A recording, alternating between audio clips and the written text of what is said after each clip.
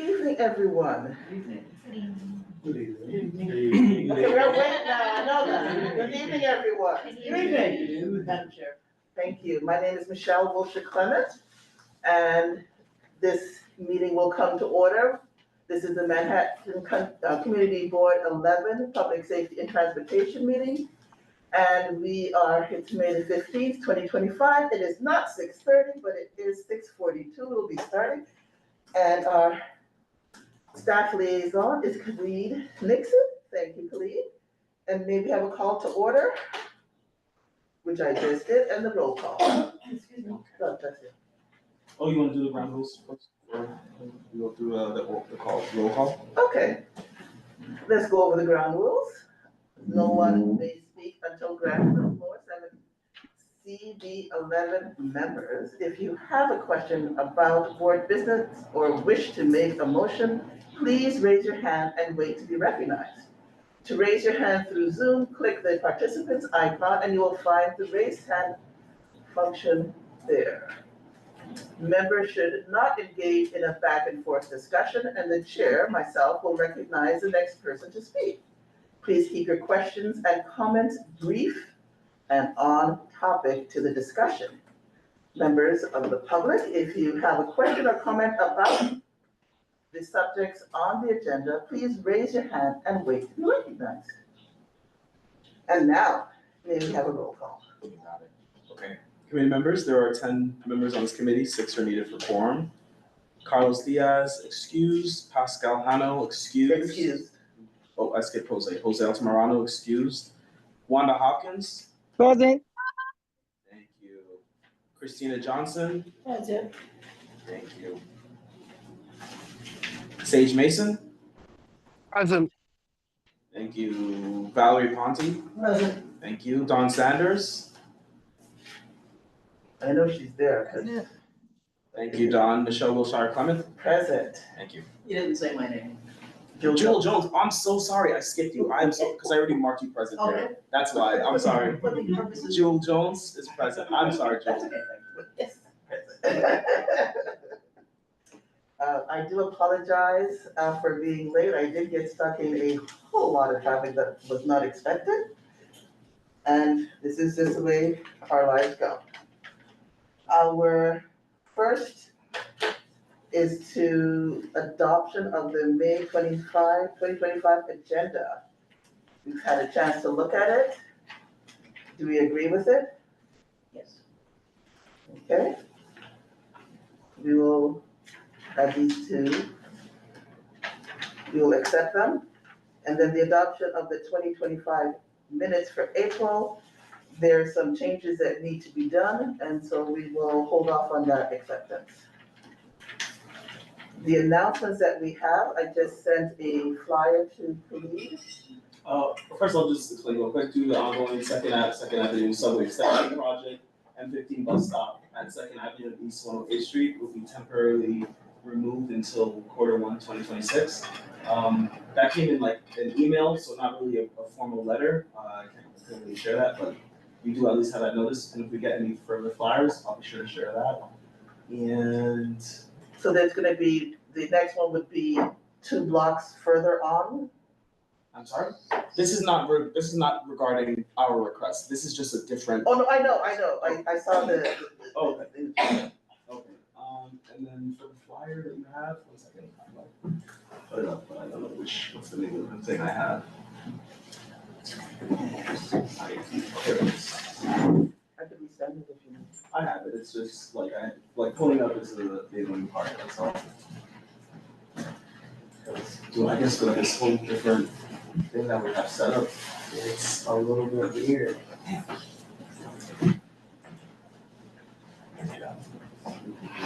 Oh, beautiful. In Marcus Garvey Park, this is with Saturday Night Live, but of course, there's a whole bunch of other groups that are involved. There's gonna be a basketball tournament starting Father's Day weekend. And the prize is $100K. Yes, $100,000. So people that, student, 100,000. Wow. It's not a small amount, and the end game is gonna be at Barclays Stadium in Brooklyn. So it is a very professional type of tournament, and I would love any of our kids that want to participate to join Saturday Night Lights, do so. Find out about it. This is the flyer. The flyer will be placed into our newsletter, our CB11 newsletter. It is exciting, and it starts on Father's Day weekend, June the 14th.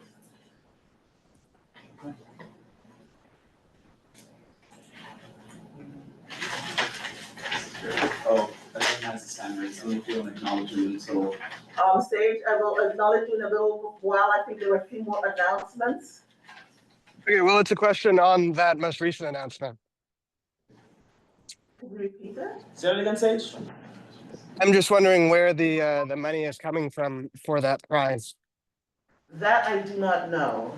This is very new. This is the first time they're doing it. So I don't know where the money's coming from. All I know is that Saturday Night Lights, is part of it. They're not running the whole thing, Okay. okay? Okay. Yes, Adam, you have the floor? Yeah, I figured announcements was the time. Just wanted to talk about the intersection at 120th Street and Pleasant Avenue. I'm the housing chair. Most of you know that, but I don't know if any of the public that might be on here knows that. And I did a walkthrough of Wagner houses a month or so back with the tenant association leader there.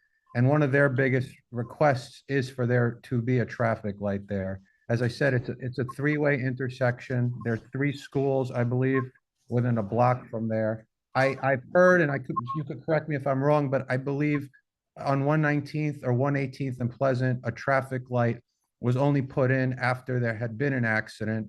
I've been talking to Jose about this, who is the vice chair of this committee, and he had said that he had been in contact with DOT about this recently, and that they said that it doesn't meet their metrics currently for there to be a traffic light. I don't understand what that lingo means. They didn't give any more info. I just strongly encourage this committee to look into that.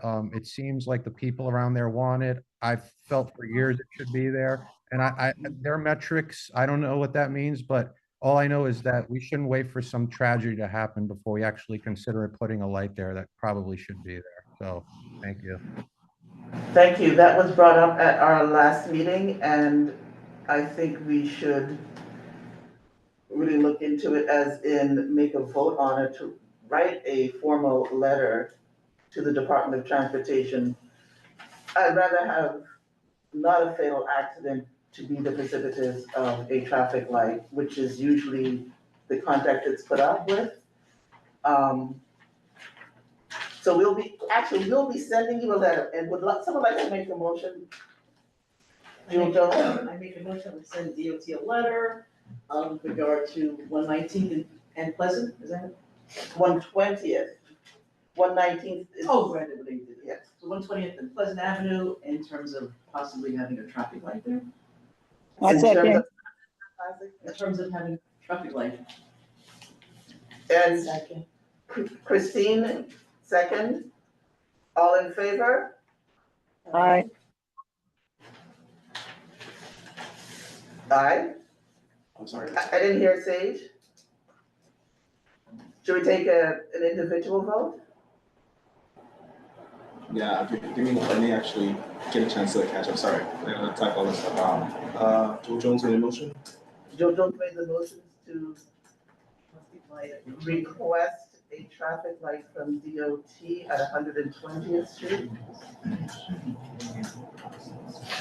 And can you, say the avenue? At Pleasant Avenue, 120th and Pleasant Avenue. I don't wanna put the words into your mouth. Pleasant Avenue, the motion was seconded by. Christine Johnson, Christine Johnson. And you wanna do a roll call vote? Yes, because we couldn't hear what Sage or Wanda said. Okay, give me 1 second, just make sure we have. And I had added before a fatality, is the precipitous for Okay, the so, metric change. okay, so 4 needed for the, motion to pass. Wanda Hopkins? Aye, Wanda, yes, what's your vote, please? I'm sorry. my vote is yes. Thank you. You're welcome. Christina Johnson? Yes. Jewel Jones? Yes. Sage Mason? Yes. Valerie Ponte? Yes. Don Sanders? Yes. And Michelle Charbonneau? Yes. Vote passes unanimously. Thank you. Okay, and the next thing, opening day of basketball, okay, we already did that. And the June 2025 meeting that was scheduled for Monday has been changed to Tuesday. So Tuesday, June 17th Yes, instead? Okay. whichever day that, they have some meeting that's coming up, and so they wanted to rearrange with us and just switch the days to a Tuesday. Yeah. Instead of a Monday, which I didn't even know that it had been moved. Okay, so not Monday, June 17th. Not Monday, it's Tuesday. So we're gonna be on Tuesday. So we're gonna be on Tuesday. In other words, we're not having it on a Thursday, Okay, it's gonna be on a Tuesday, okay, No, Tuesday, what's the date? June 17th. June 17th. If you didn't ask if everybody could be there. Yeah. I would say if everybody could be there. If you cannot make it, you'll be excused. I did not know that it was changed to a Monday. I had no idea. Why was it changed to Monday initially? I don't know. It was a schedule change that I had no idea about, thinking that it was gonna just be on a Thursday. Well, So who told you that the schedule changed? I saw it on the calendar that it was on a Monday instead of a Thursday. Kalia, do you know who changed that? Yeah, Sage, so the calendar is set by the chair and the district manager.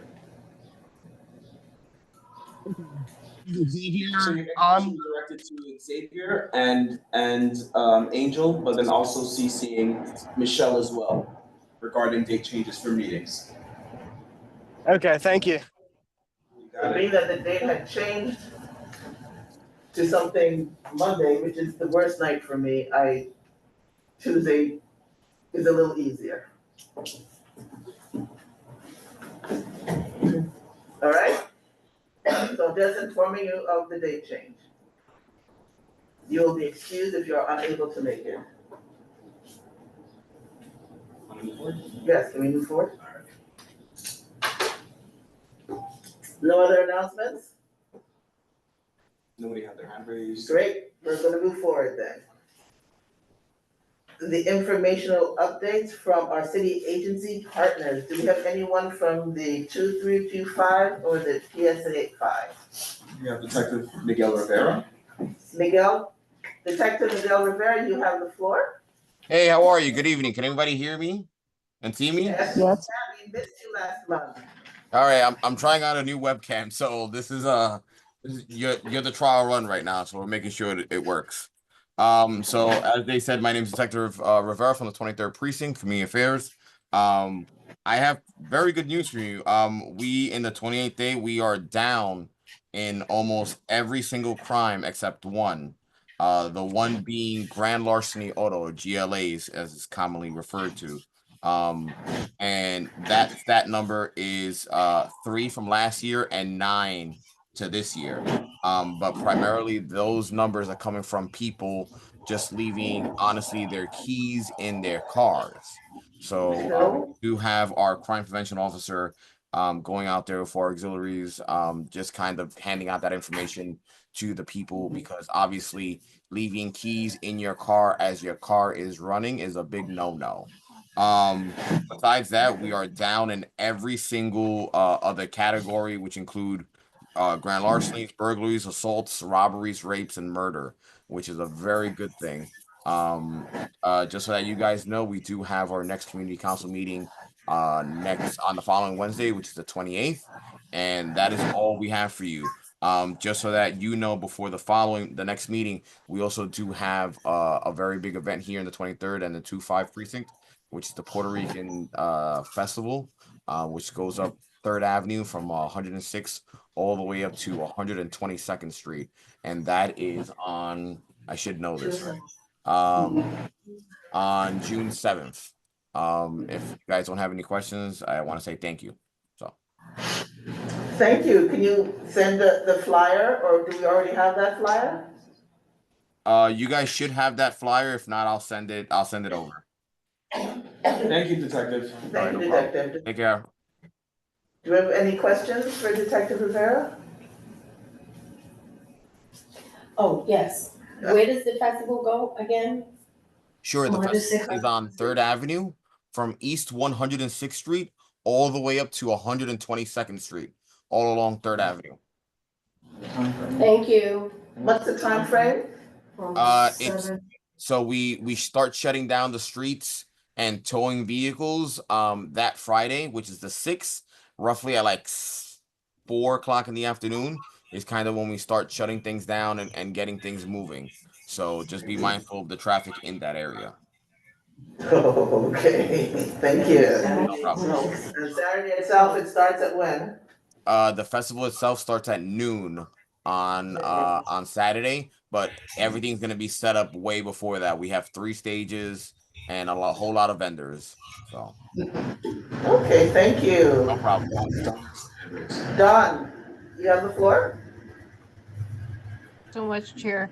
I just had a general question about the police presence in the subways. So I noticed there's a lot more police presence in the subways, and I'm wondering if you are seeing any increase, decrease, or increase in ridership or anything related to that. Is that something that is, going to continue? Do you have any info on that?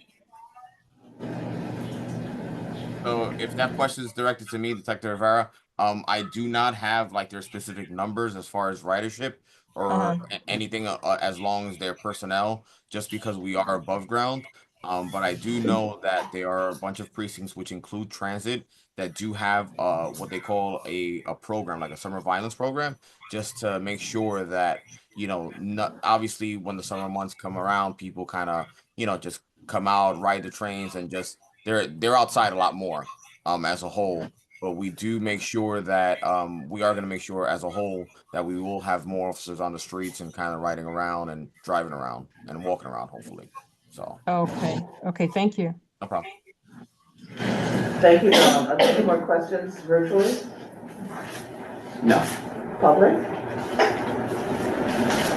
Okay, let's move on. Do we have anyone from the 2-5 precinct? Okay. Anyone from PSA 5? All right, we'll move further on. I know that the person from the fire department that came previously is unable to come this We evening. have Chief Burgess from Battalion 12. Chief, are you here? He's muted. Chief Burgess? Unless it's Burgess or Burgess. And you just muted. You're muted. You just muted yourself.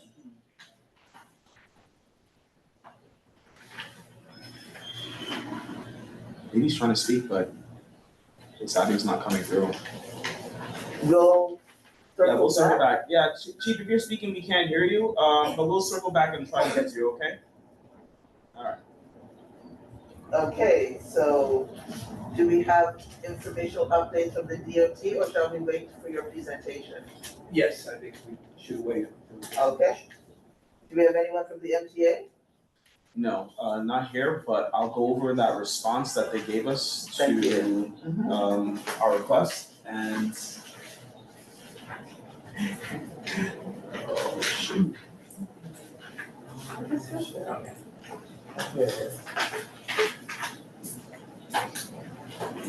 This is from Ruby Benitez. Yes. So, I hope you can all see this. So, good afternoon, Khalid. Our operations team looked into the request and unfortunately cannot restore the stop to its original location for the following reasons. As mentioned before, vehicles use Third Avenue to cross the RFK Bridge via the 124th Street, which causes the right travel lane to become backed up with traffic, especially during the PM rush. This congestion makes it challenging for buses to enter and exit the stop. Backup on the block between East 122nd Street and East 123rd will continue as long as vehicles are queuing to make the right turn onto 124th Street. The relocation of the stop to East 121st Street has provided more space for the M101 to maneuver into the left lanes in preparation for the left turn onto East 125th Street. Although we cannot restore the stop, we can offer moving the stop from the near side to the far side of East 121st Street, which would shorten the distance from the stop to the center by approximately 150 feet, with one less street to cross for customers traveling there. And, for you guys to consider that option and let MTA know if you would support that course of action. So the committee can take its time to consider that, and we can follow up with a response. I want to specifically ask Puerto Rican how they would feel about that, and as well as the people that are in, I think it's Taina Towers that's closest to it, that had problems with it being changed to such a far distance. Right. For our senior population, so I will consult with them. Okay. So I'll just make sure everyone Is has everyone this. in agreement with that? Yes. Yes. Okay. So we move on. Thank you. No problem. And can we circle back to Chief Burgos, you said, and see if she, Yeah, sure.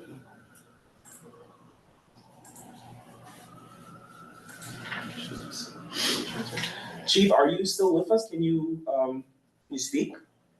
I think you might be having technical issues. His mic is on, but it's probably not receiving the feed to get to us.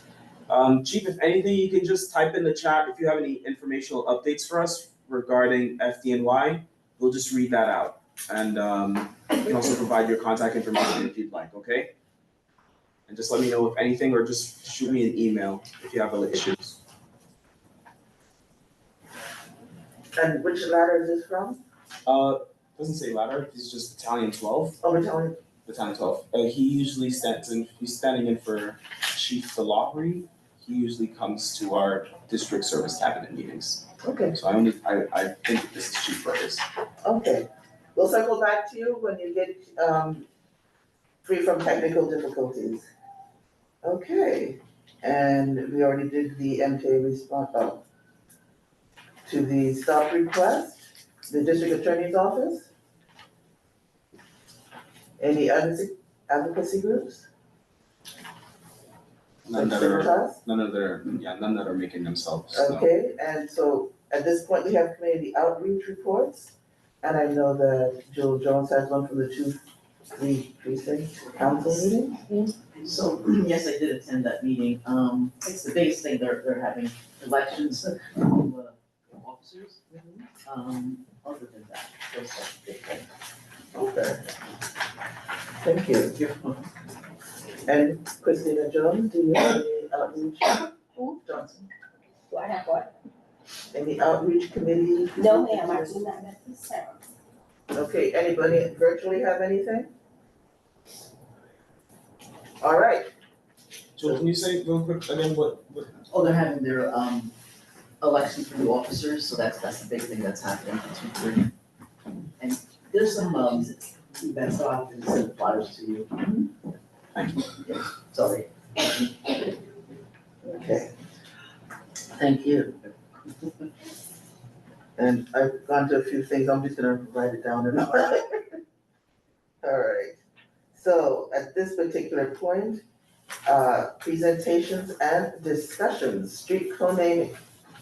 I know she just said that. Okay. Do you want us to circle around or come back? Are you No, ready? I'm good. Okay, good. Do I So stand the here, street- stand there? It's starting to Is that over there where you Okay. can be recorded easier? Great. Okay, Debbie, say your name and who you were Danny Sure. supporting, and we're going for the street co-naming request of Peary Thomas Way. You have 10 Good evening, minutes. my name is Debbie Quinones and I'm with the Bodegar Icons Initiative. The goal is to celebrate and identify opportunities to mark and place people that have given contributions to the community as well as to the greater world. So we're asking for the support from the community board to rename the southeast or the northeast corner of 104th Street after Benito Thomas. Northeast Can I and, interject? He meant to say co-name, not rename, correct? Conan, sorry, and northeast corner of 104th and Lexington. and Lexington, yes, sorry. And I apologize, my allergies are just kicking in. So Benito Thomas was a resident of East Harlem, and he was the author of Down These Mean Streets. And it's a powerful book that tells the story of identity, struggle with racism, poverty, drug use, and growing up here in East Harlem. He also went on to write other poems, other books, and he ultimately he was significantly part of a movement, part of the New Yorican movements in the arts. This was in 1967 is when he wrote this book. It was a crazy time in the country. Civil rights was happening, Black Panthers, Young Lords, New Yorican arts, a whole bunch of stuff was going on. And what we want to do is celebrate him because unbeknownst to folks, the Smithsonian has a copy of Down These Mean Streets. So if they have it in Washington, why don't we celebrate him here when he was born and raised? So it's about that. It's just a lot. The book is powerful, it's raw, it's gritty. It was banned in like 1970s, came back, and it was because it told the story of challenge, it told the story of identity, and it tells the story in a way that speaks to people here in the community and the larger country. So we're asking for your support, and we're hoping that we can move forward with that. Okay, and I see you have, Khalif, may I ask, is all the required paperwork Yes, present for this? yes. So, applications that the committee reviews, or at least that goes before the committee, they've satisfied the requirements that is needed. 100 signatures from the area, the residents in the area, and 10 letters of support from, notable individuals or organizations, institutions. And so here is, this isn't a board member drive, you all have access to this, members. And you can of course go through and, review it yourself. I may have looked over some things and well, this is actually not a location here, so this signature doesn't count. But going over it, Debbie's satisfied the requirements for this application. Okay, and Debbie, I want to ask you some further questions. Sure. Like, why now? Why have you chosen this, is this where he actually lived? Yes, On that particular corner? yes. Excuse me, I couldn't read all the little tiny on my Sorry, phone. I'm figuring this out next. Okay, so he lived on 104th Street, 170 East, I believe it's 170 East, 104th Street. He went to school here. And the thing is that his work was really groundbreaking in the fact that it was part of a larger movement of identity here in East Harlem. It's one of the earliest books about East Harlem, but it tells the truth about the struggles that people came with, that faced in assimilation and coming into East Harlem, coming to the United States. His parents, his mother was Puerto Rican and his father was Cuban. He was dark-skinned, and he struggled with being accepted. And I think the reason why I think it's important to name the street after him is because as communities change, as they always do, I think it's important to put markers that people can stop and say, hey, what's that? And tell the story, and the story continues to be shared. Because I think that sometimes communities tend to, when we develop communities, things get kind of sterile. And they may be beautiful, but it's kind of sterile and it doesn't have roots. And the goal of this is to kind of show the roots and the contributions to literature, to activism, to working with young people, that is still important. So maybe a young person will stand and say, oh, who's that? And they may read the book afterwards. Because I know that the city has been saying for quite some time that they want to scan like QR codes QR codes in the different areas. on the polls. So we're hoping that when that finally happens, we can tell the stories and that our stories are part of that fabric. Thank you.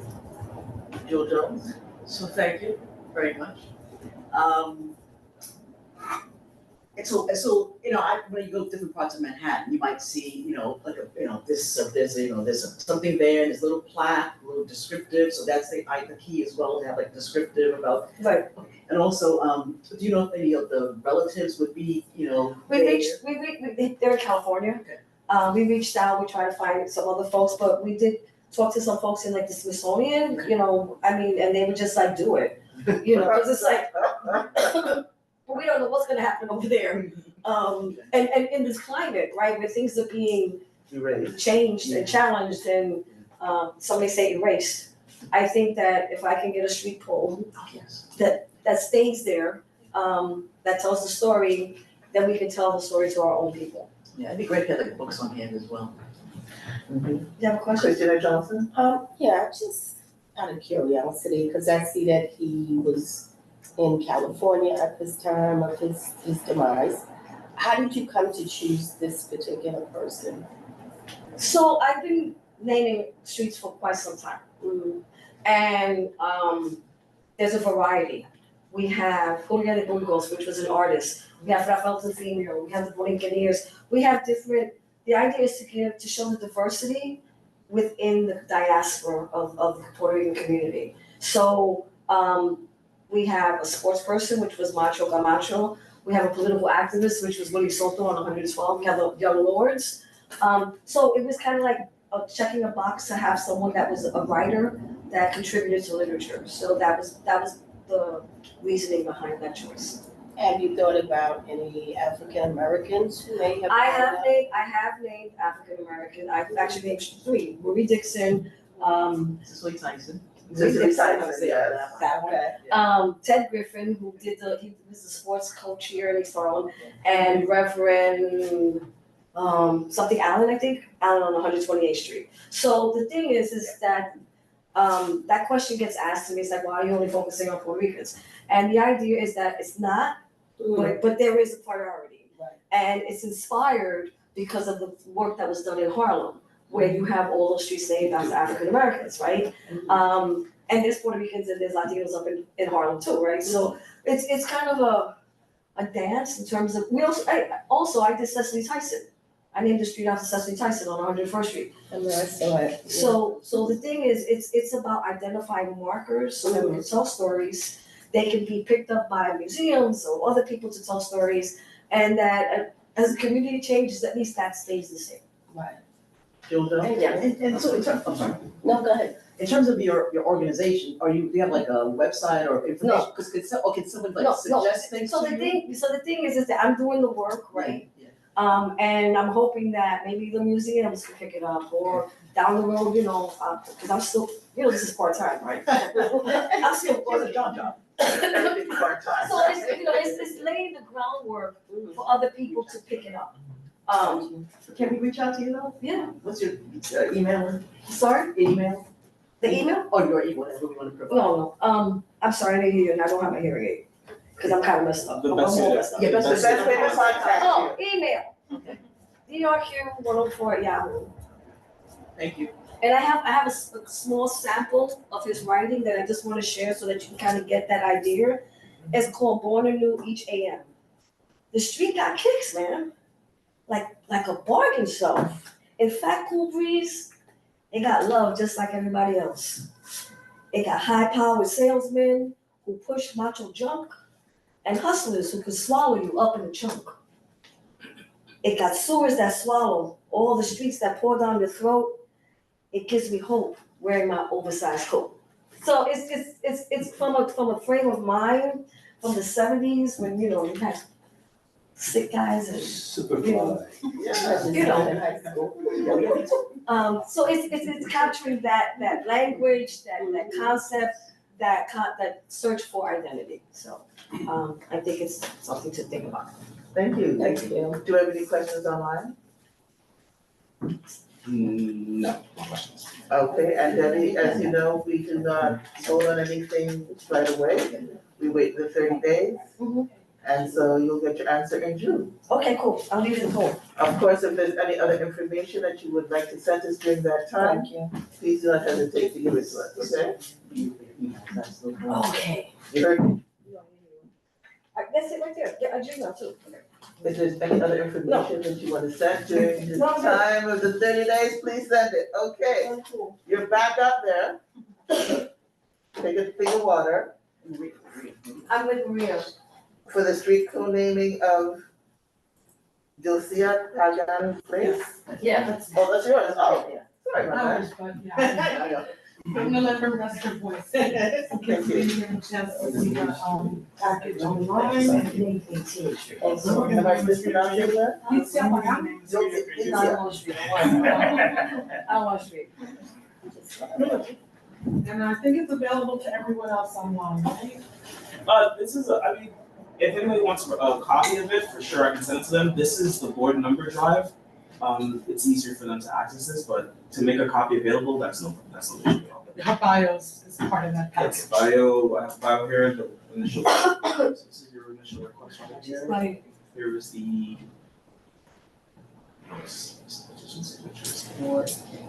I have, over 150 signatures. Hold on, I would like you to beforehand to say your name and who you're coming to support. So that it's stated for the record, please. Okay. I didn't know if he was going through that. My name is Marina Ortiz. I am the founder of East Harlem Preservation. And I'm here to ask for your support for the renaming of the northwest corner of 107 in Lexington for Dilcia Pagan.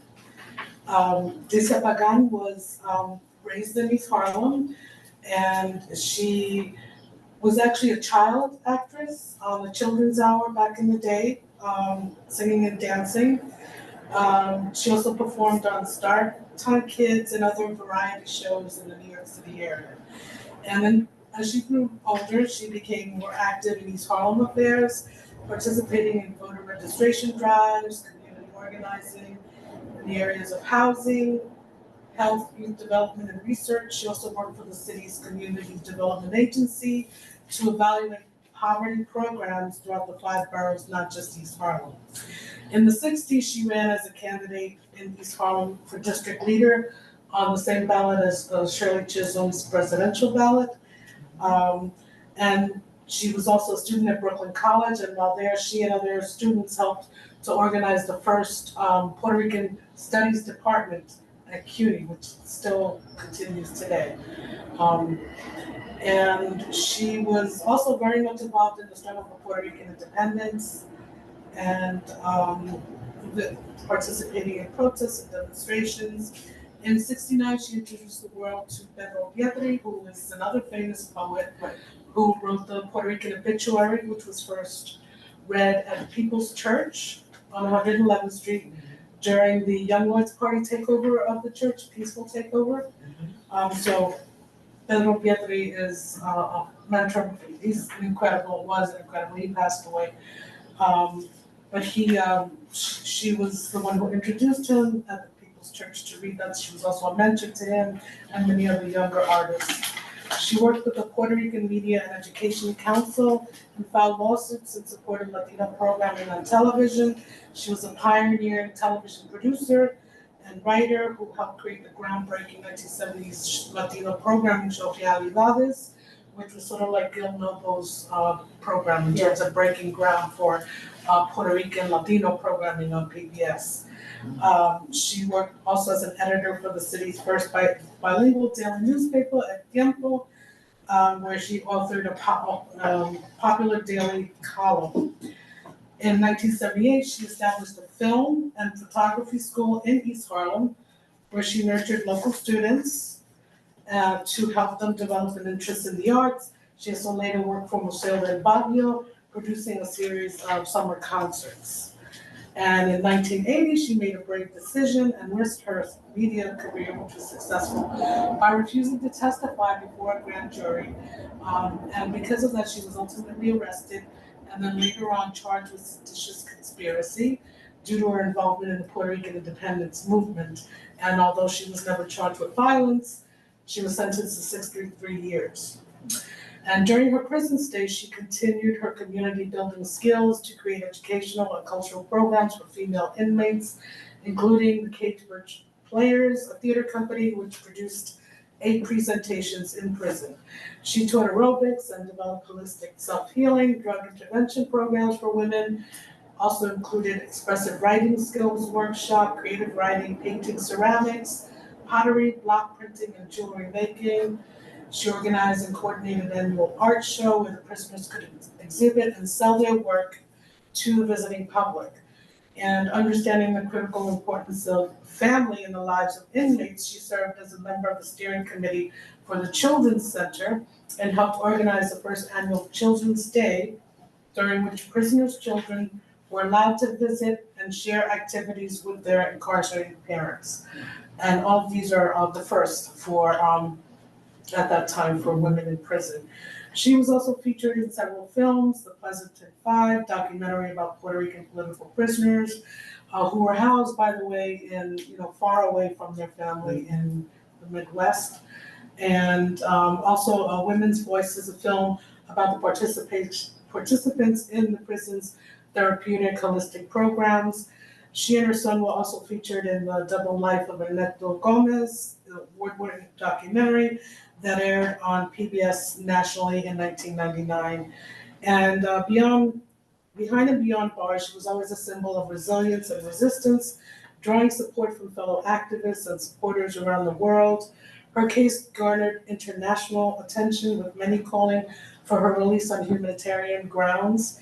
In East Harlem here, she was given a pre-homecoming of sorts in 1988 at St. Cecilia's Church, where she made her first communion, and where her parents were parish stewards who sold raffle tickets, ran errands, and volunteered with repairs. During the Mass, parishioners were asked to write letters urging then President Clinton to grant her clemency.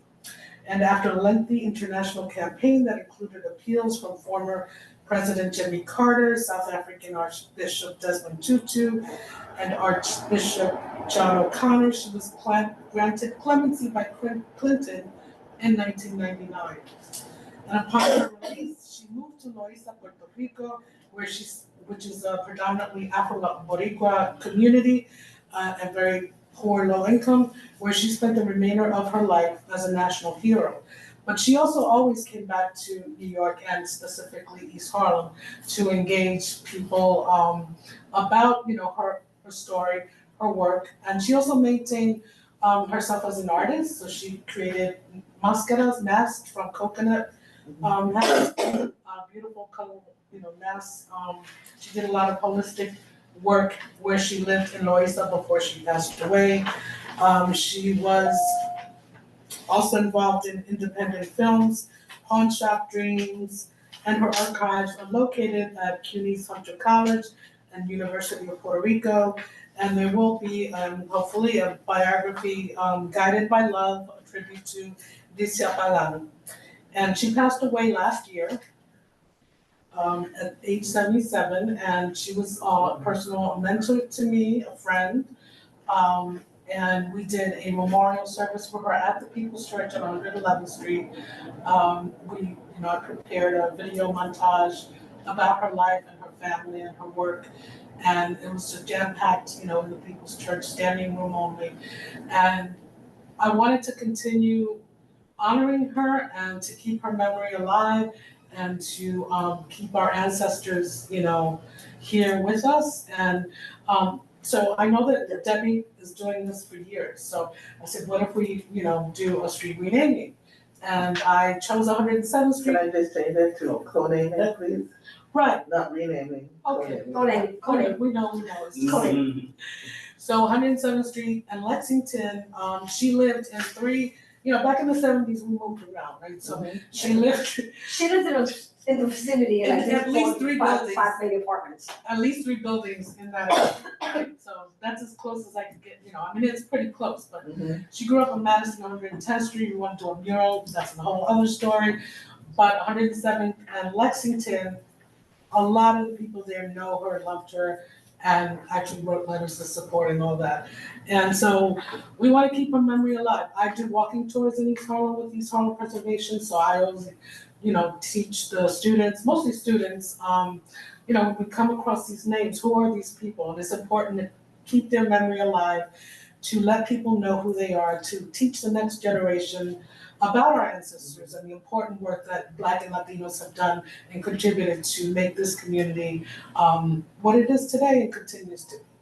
But the other thing is that in terms of her impact, after she came out, she coordinated workshops for people like me who, you know, like younger organizers.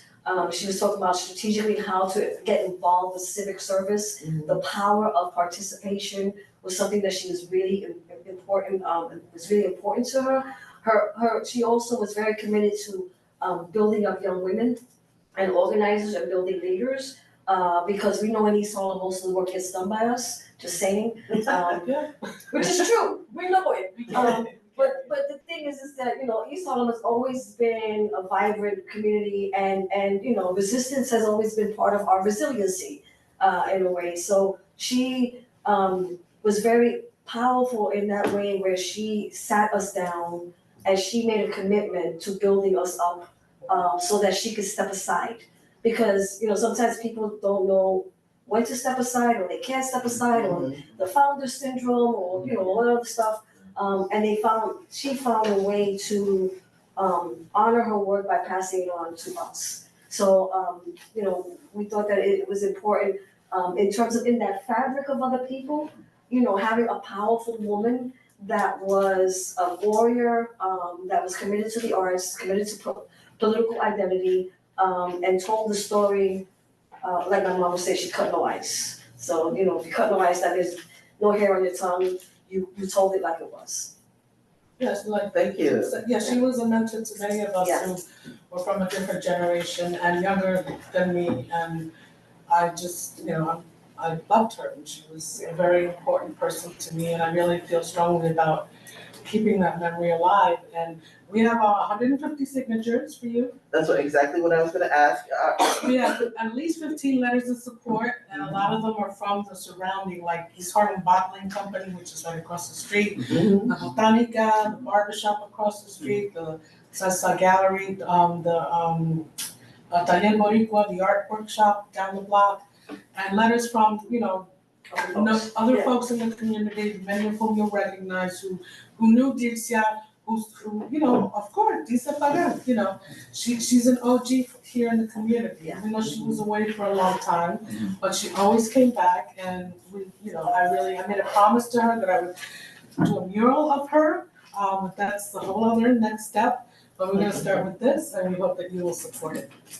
Okay, thank you. Khalid, I just wanna make sure that all the paperwork has been put for this. Yeah, everything is in the drive, and I'll make sure we do try to post, presentations and such on our website calendar that anybody can access it, so I'll see about that, cause you know, there are signatures with, you know, personal numbers here, I don't really wanna leave that open to the public, you know, but, I kept telling people not to put the phone number, but it's on the form, and I didn't know what the No, requirements. but it's fine to have the phone numbers, but not to, we don't wanna post that their out number. public, exactly, right, so, it's really so the committee members can check in and say like, okay, let's actually see if this person is a legitimate person, and just call like a random 10, just to confirm that, did you sign the petition, you know, supporting X, Y, Z. If you know 107 in Lexington Gardens is a. I know 107 in Lexington very well. So the majority of the signatures from that area are from residents in that very corner. You know, so just, you know, as you go through them. Thank you. I can make sure the bio was up for sure, the bio on our calendar. So thank you, Maria. So same kind of questions in terms of, so we'll get a nice plaque with the kind of like descriptive or? Well, what we start off with, I think the way it is just a street co-naming, like one of those green The signs. green sign, they just put it up there. And, you know, in addition, by the way, in addition to the walking tours, we also come together as a community, to honor these folks when it's like their birthday or day of passing. You know, like Julia de Burgos, traditionally people leave flowers in front of the mosaic on 106th Street. So this also serves as a cultural center to some degree, where people can come together, you know, and, you know, just continue honoring. But it's basically a street, just a co-naming, one of those green signs. It starts off with I've been at these street corners, so it starts off with the flag and it starts off with people with a lot of stories being said at that time. But then the stories continue as you had mentioned. And we're hoping to bring her son, he's, you know, totally supportive of this, he lives in Puerto Rico. We're hoping to bring him for the unveiling, hopefully next year. That was my question, the family member. Oh, yeah, he's definitely involved, he definitely supports it. And in terms of the CUNY, you know, aspect of it, I work at Gutman, Community College. So in terms of, which one is it, the 100? So will they be involved in terms of what this The process? Center for Puerto Rican Studies, Okay. yeah, they have her archives. Yeah. And she had gone there a few times, you know, she's done recordings and stuff like that. So are you guys working with them as well to do something with them? They're down, you know. Yeah. We gotta do the work first and then they come. However, You know how it is, Yeah. you know, the workers and then you have the other people that come in afterwards. They'll come in on that. No, I'm kidding.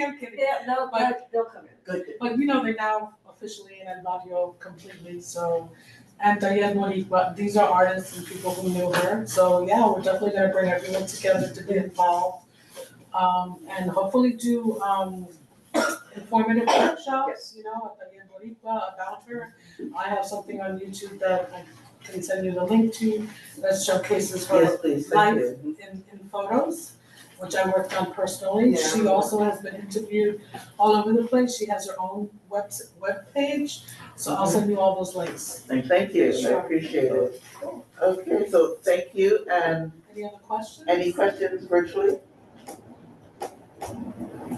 No question. Quiet on the home front, okay. So thank you, and as I had spoken with Debbie, we will get back to you in 30 days, in Okay. June. And feel free, if you have questions, to reach out to me. This is you. Thank you, I have your card, maybe not. Okay. Thank you. Great job. Great job, both of y'all. Okay, Alright. so now we are going.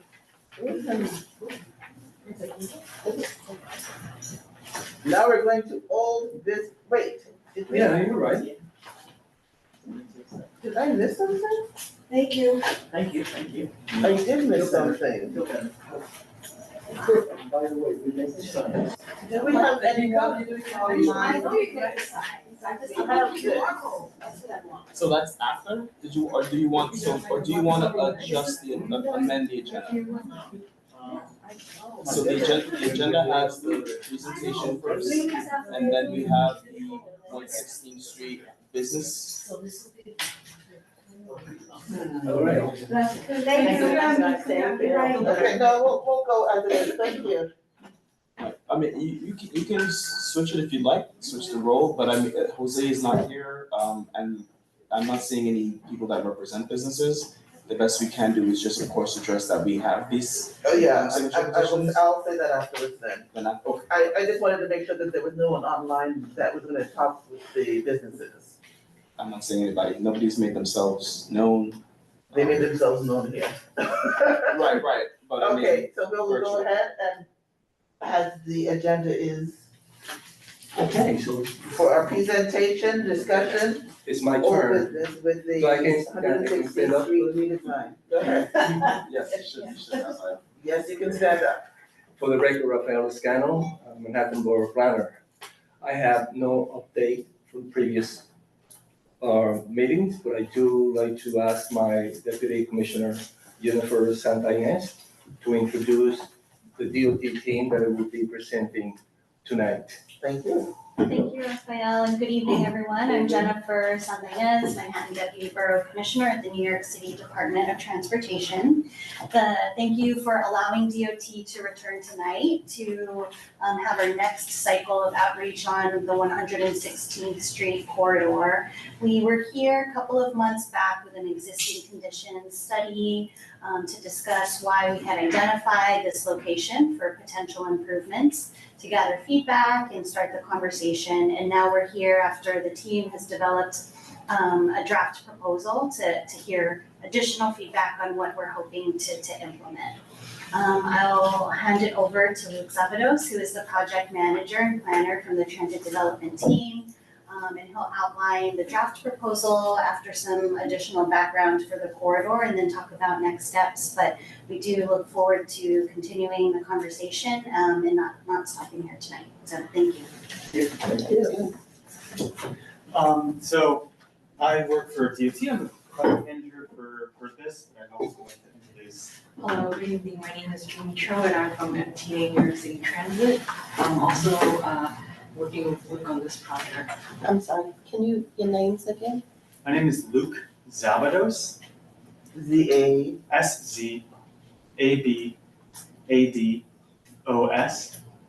Thank you, and my name is Jaime Cho, JAIME, and then CHO. Thank you. So it's a real collaborative effort between our two agencies. So should I just, Yeah, good for you. So, do you want me to scroll for you? This is awkward position. Got it. Okay, so this is the 116th Street Bus and Pedestrian Priority Project. We showed this image last time, but it really exemplifies some of the improvements some of the challenges that we're trying to address. Here, one thing with the bus not having the ability to enforce some of the regulations that are in place, oftentimes people have to go out into the street to board the bus. So this is one type of aspect that we hope to improve with this project. Okay. So we're just going to go through an introduction, outreach and feedback to date, the proposed design, parking changes, and then a summary and a timeline.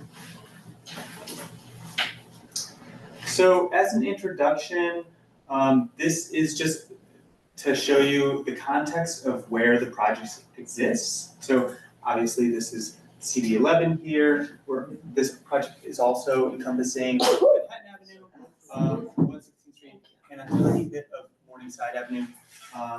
It really kind of traces the line of the M116 bus. As we discussed in the previous round of outreach, this corridor in CB11 is 1.1 miles.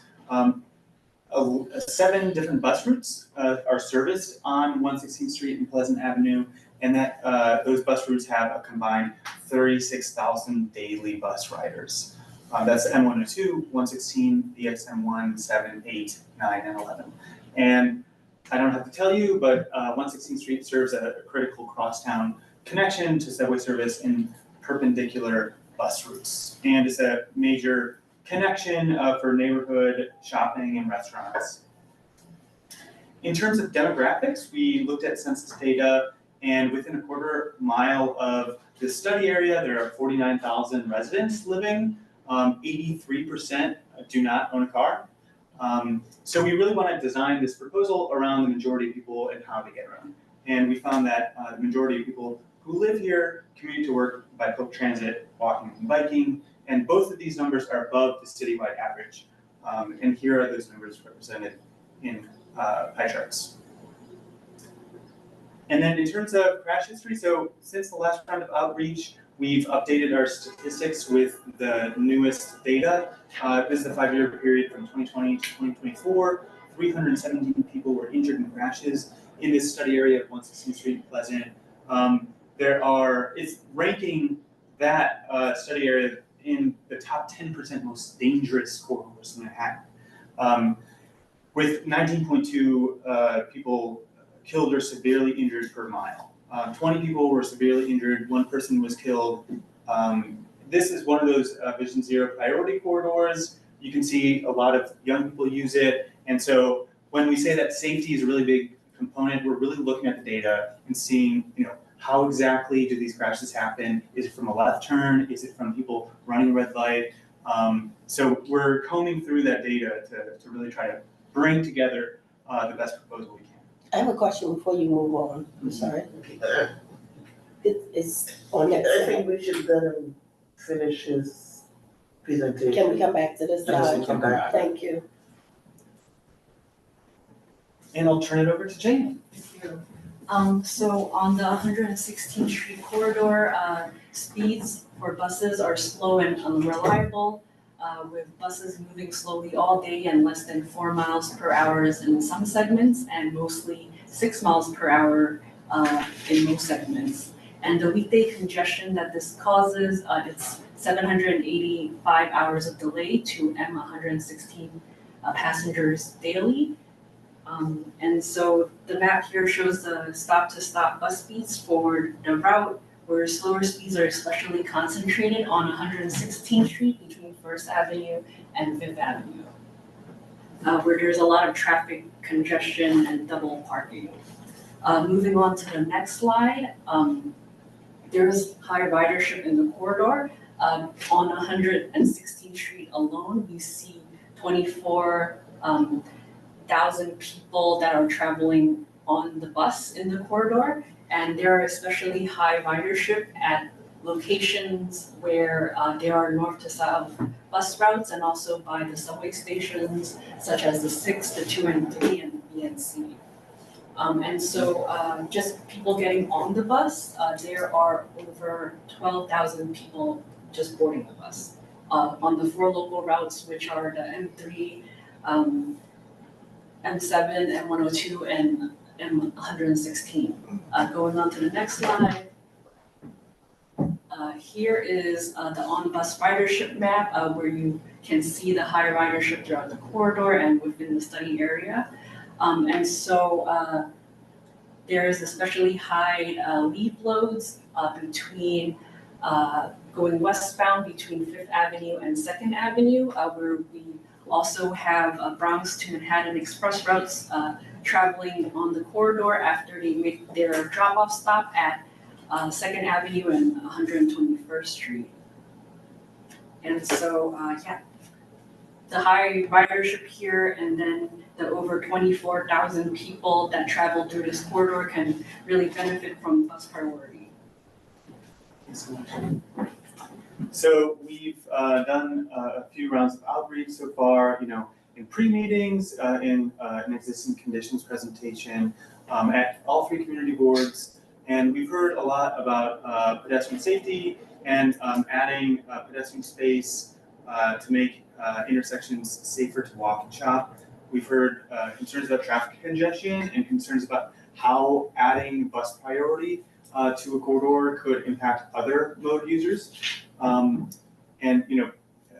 local business access and parking. And our solution is to find opportunities to increase the turnover. So, 1 parking space if somebody just parks there all day, that's a really valuable space, and we want to give business owners and the immediate storefront the opportunity to have more turnover, more opportunities for customers to use that parking space. So that's one thing. We're not going to propose curb regulations in this roundabout reach. I think we're really trying to focus on a little bit of a bigger picture now, but we'll come back in June with a more fine-tuned proposal.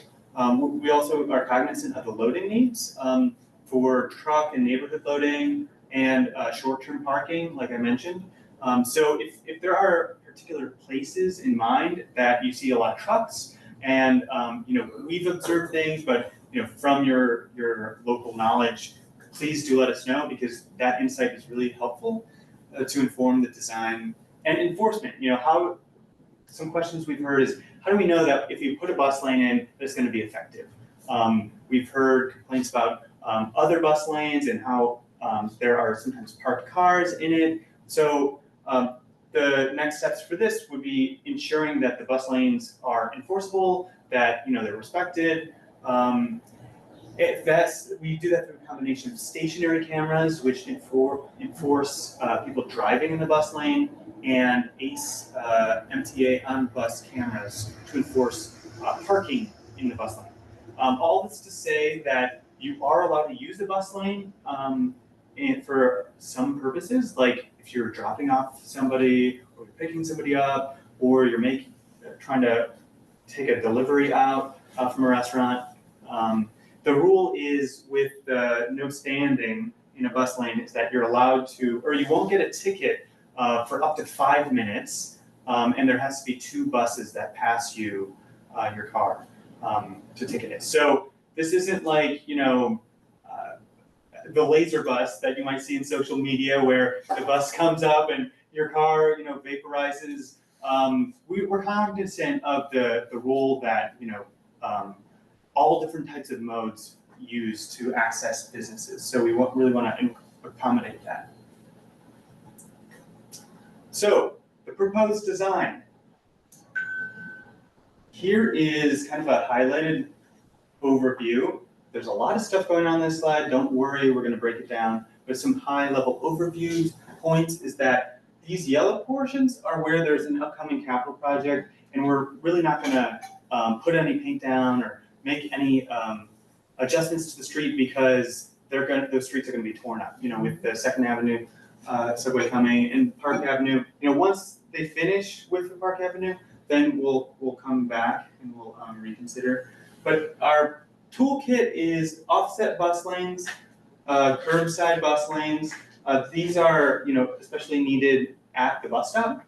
There are a lot of bus stops, so we can kind of move the bus lane from the offset position to the curbside.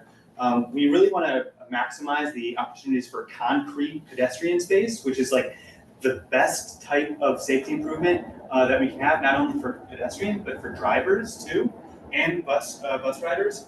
We'll get into that. Daylighting, which is something that you guys are probably familiar with. I know you've done a resolution about it. Left turn lanes here in blue, and then parking protected bike lanes. We're going to talk about Pleasant Avenue a little bit.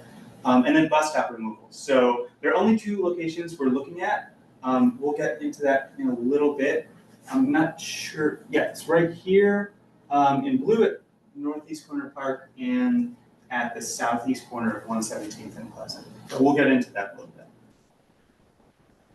So the first item that we're proposing are 4 concrete pedestrian items. Here's an example of one. You can see that it has a bollard to protect people, and not only does it protect people just from head-on impacts, but what occurs is if this lane were traveling in this direction, it slows that turn and makes the turn more 90 degrees. So if this wasn't here, physically a driver could just kind of make this swooping turn and maybe they don't see somebody and they get in a crash. But now you have to look, and these turns are slower and they're way safer. So we're planning to do that at First Avenue here.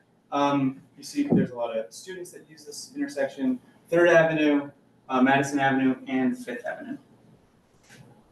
Oh, and there's also potential for tree pits. So we're really cognizant of the importance of trees in our ecosystem and for our health. So we want to try to maximize the opportunities for planting trees. Next are left turn lanes. 116th Street doesn't have, and Pleasant Avenue, they don't have any left turn lanes. Left turn lanes are a really important tool in our toolkit to organize the street so that pedestrians can feel like drivers' movements are more predictable. Drivers can feel like other drivers' movements are more predictable. And so it creates a spot for you to wait to make a safe left turn so that the people behind you don't have to be wondering which direction you're going to go to. So here's, this is kind of an example. So because there are a lot of bus stops along 116th Street, we're allowed to use the geometry of the space really efficiently to fit in not only the curbside bus stop, but sufficient amount of travel lanes, fit in the turn lane, and then have parking on the other side.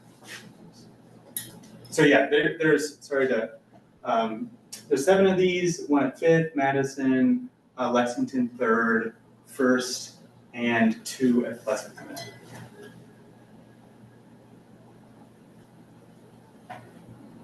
So offset bus lanes, we talked about this in our last round of proposal, or last round of outreach.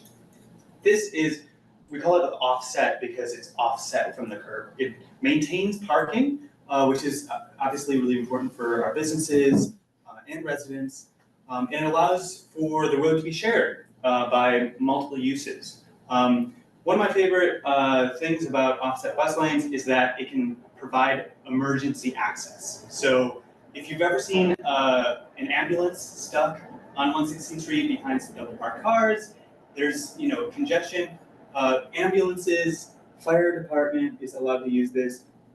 The NYPD, Access-a-Ride, MTA buses, school buses, they're all allowed to use a bus lane. So it kind of provides a channel for the street to, and in case of an emergency, there's access. But also it speeds up bus speeds. And we've seen on Lexington speeds of up to 19%, and injuries decreased 24%. So you'll see it's on both sides of the street from 5th Avenue to 2nd Avenue. We'll step right before because of the construction. And then between 2nd and 1st, there's only one side bus lane. Same thing with Pleasant and 1st. And that's because the bus goes from this position and it makes a left turn on 1st. All the buses do. There's no continuing buses past 1st. So that left turn lane would be shared by both buses and cars. So we would drop the bus lane at by 2nd Avenue. So I think we talked a little bit about this at our last round of outreach, but 116th Street, as you know, has these elite pedestrian intervals. It's something that has a tremendous safety benefit for getting pedestrians to be visible in the intersection, in the crosswalk. And we're able to take advantage of that traffic signal timing, which is about 6 seconds, where buses are traveling in the same direction as pedestrians. We're able to put in this bus-only signal. So at Lexington and Madison, buses are not turning at all in any direction. They're just moving in the same direction. And it's also positioned where there are bus stops on the far side of the intersection. So this isn't like the bus is going to be speeding past. It's going to get their passengers to the bus stop just that much faster. And 6 seconds might sound like not a lot, but when you're talking about 24,000 people every single day, it really adds up to a lot of time saved. And Pleasant Avenue.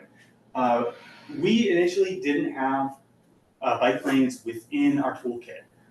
We thought that we would put in a bus lane on Pleasant Avenue, but it was over a lot of on-street outreach, observations, that we're just trying to absorb all of the activity of Pleasant Avenue and to just see what kind of safety treatments do we have that would address the needs of the corridor. We looked at bus speeds, ridership, both of which didn't really call for a bus lane. And so in the DOT toolkit, the most safety benefit item that we have is a protected bike lane. And what's great about these and at this location is that for the majority of Pleasant Avenue here from 116th to 119th, we just have really large roadway space. And because on the east side of Pleasant, there's just a lot of dead-end streets, there's not a lot of traffic. So that means that, physically, if somebody wanted to blow through all of those lights, there's just a ton of room for them to do that. So we wanted to, address the needs and create safety benefits. So here's one observation that we saw. It's a mom taking her kid to school or from school on a scooter. So we just want to give them a safe place to be. So that's the proposal. Oh, and it maintains parking throughout. So all we're really doing is see how in this proposal, the person riding a scooter is between the parked car and the bus. We're swapping it. So we're moving the the car out, the parked car out, and we're bringing those cyclists closer to the curb. So that's the whole proposal for CB11. Now we can talk about parking changes. So this is all subject to change based on traffic analysis. And the one thing that would preliminarily or primarily change here is the length of the left turn lane. So depending on how many cars make left turns, we would potentially elongate the left turn lane. So we might just say, oh, let's try 50 feet. Well, we're continuing our traffic analysis, and it might come back and say, hey, you should actually elongate that left turn lane for 60 feet so that you can fit 3 cars. But this is kind of the overview. We're trying to daylight as many intersections as we can based on truck movements and stuff like that. So those painted pedestrian spaces, that's kind of like the area between the crosswalk and the stop bar. It's not really the best place to park, and it obscures visibility for drivers and pedestrians. So we're trying to daylight intersections at the entrance to the East River Plaza and all throughout here. These in blue, I mentioned them earlier, at the southwest corner of 117th and Pleasant and Park Avenue, we would be consolidating this. So one thing we heard about is the importance of parking, and we really want to make sure that while we're focusing on the bus, we're also thinking about the greater needs of the community. So we heard you loud and clear, and these two stops, they're either a little bit redundant. The 117th stop is very, very close to the stop at 116th and Pleasant. And we noticed that a lot of students from school are crossing the street. They're having to cross multiple times and get to this stop because it's first and they're trying to get a seat. I think we have a couple of photos from before and we'll have one in the next couple slides. But we would be consolidating that stop to right here. And then at Park Avenue, we can pull up the map again, but it doesn't have any parallel service. As we mentioned, Valerie, there's no service on Park, and so we really don't see a lot of passengers using it. And then at 3rd Avenue and Madison, we might have to take up to 3 spaces so that we could add these concrete pedestrian refuge islands. So that's the parking breakdown. Happy to go into more detail, but I think we've got another slide or two. So to wrap up, this project would add 1.1 miles of bus lanes in CB11. It would add 10,800 plus square feet of dedicated pedestrian space by daylighting 10 intersections. It would add over 1,100 square feet of concrete pedestrian space. Through the bus stop removals, wherever we would remove a bus stop, we would try to plant trees. So we're coordinating with the Parks Department on that. Plus those concrete pedestrian islands, we could potentially add trees there. So we're 8 trees. CB10 told us that 8 wasn't enough. So we're taking another look, trying to put in more trees if we can. We will, if we can. And those 10 new parking spaces, 0.4 miles of parking protected bike lanes, these 2 bus queue jump signals, and 7 left turn lanes. So that's the summary of the treatments. And then in terms of timeline, here's that stop I was talking about. It's just very popular. We are at our draft proposal stage. We're going to take all your feedback in and amend it and come back in June, hopefully, to discuss an updated proposal. And then we really aim to install this year. I'll just give one example of how double parking and the lack of enforcement or the ability to have automated enforcement has an impact on bus riders and just circulation. Here's somebody double parking to make a delivery, and the buses aren't able to get to the curb. This is something that we noticed on our on-street outreach that we did last week with the street investors team. So that's the proposal. And we can take any questions. I'm just gonna drink some water. Christina Johnson, I know you had a question burning. Yeah, no, this was while he was there, that's all. On the slide, you said that 20 people were injured and one was killed. I'm just curious as to where you got that statistic from. Yeah. And what was the time period in which you got that? So those statistics came in, last round of outreach, we presented 2019 to 2023 data. We just got in the 2024 data. So this was from January 1st, 2020 to December 31st, 2024.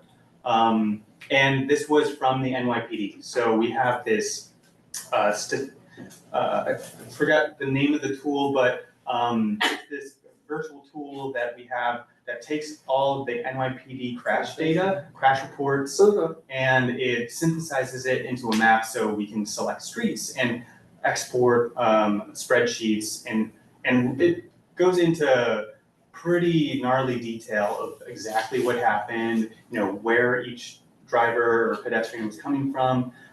So it's all NYPD data. Just to Okay, piggyback after what you just said, you had mentioned also with that bit of information that some of those individuals had run red lights, and that's why there was a fatality. How many out of that percentage were red light runs? So the crash reports, a lot of times the police weren't at the scene, so they will kind of collaborate or corroborate, compile the witness statements. So it'll say witness 1 observed the driver run through the red light. I'm not sure if how much we can confidently say that that witness was 100% right, but we can get back to you on those suspected red light runnings, but we don't have that data right now for you because we just didn't bring that spreadsheet. Okay, thank you. Okay, so I'm a little. Christina, you would like to continue? Yes, please, thank you very much. So you're saying that within 4 years, 5 years. 5 years, there's only been, and I don't mean only when I say only, okay? Just looking at numbers, that there were only 20 injured and 1 killed, right? No, sorry, 20 severely injured. So this is like life-altering, injuries. Right. This isn't, if somebody got hit by a car and, they're able to walk away, I don't think that counts as in this 20 number. This 20 number is like, concussions, Somebody had to go to the hospitalization, hospital. yeah, Right. all that kind of Okay. stuff. Okay, just trying to clear that. Yeah, it's not, the number here is 317, which is, kind of more All reflective. injuries together. Okay, cool. Okay, and then you said something kind of like, it's not that important, I guess, but you said that if a person was parked in a bus stop or sitting in a bus stop, right? Or in a bus lane, it would take 2 buses to pass by that person before the person would be cited, right? Yes, and correct me if I'm wrong here, but yes. And it has to be 5 minutes at least and 2 buses at least. Okay, so it's 5 minutes between each bus. Right, but like if 2 buses pass you and only the second bus comes 3 minutes later, you wouldn't get the ticket. It would have to take after 5 minutes elapses. Right. So both have to be true. Both at least 5 minutes and at least 2 buses. Okay, so now you said that we could stop in the stop to let someone out, right? Pick up someone, run and get a delivery possibly, right? What if, just a scenario, you had an elderly person and they're getting out the car, which sometimes takes a little time, right? And you walk this person to the dentist.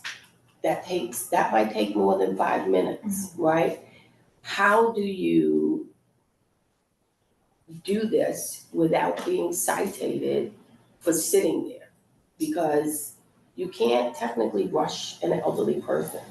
Yeah, Right? So of course, and this is one of the challenges with automated enforcement, but it's It's automated in that it gives the violation, notice of violation, but you have an opportunity to contest the ticket. So you can contest the ticket and speak to a human judge, and you know, you can make your case there. So it's not the last time that you'd be able to defend yourself against the ticket. But Maybe, may I also yeah, please. add? So typically, and this, like whatever is written in the law, I myself am not a lawyer, but you're supposed to be allowed to do expeditious pickup and drop off of people, not goods. Right. And so that should be, the 5 minutes. I think it was longer prior to, like ACE, but it's limiting. Right. I should Well, say. I'm asking this question because at my meeting, it was also brought up,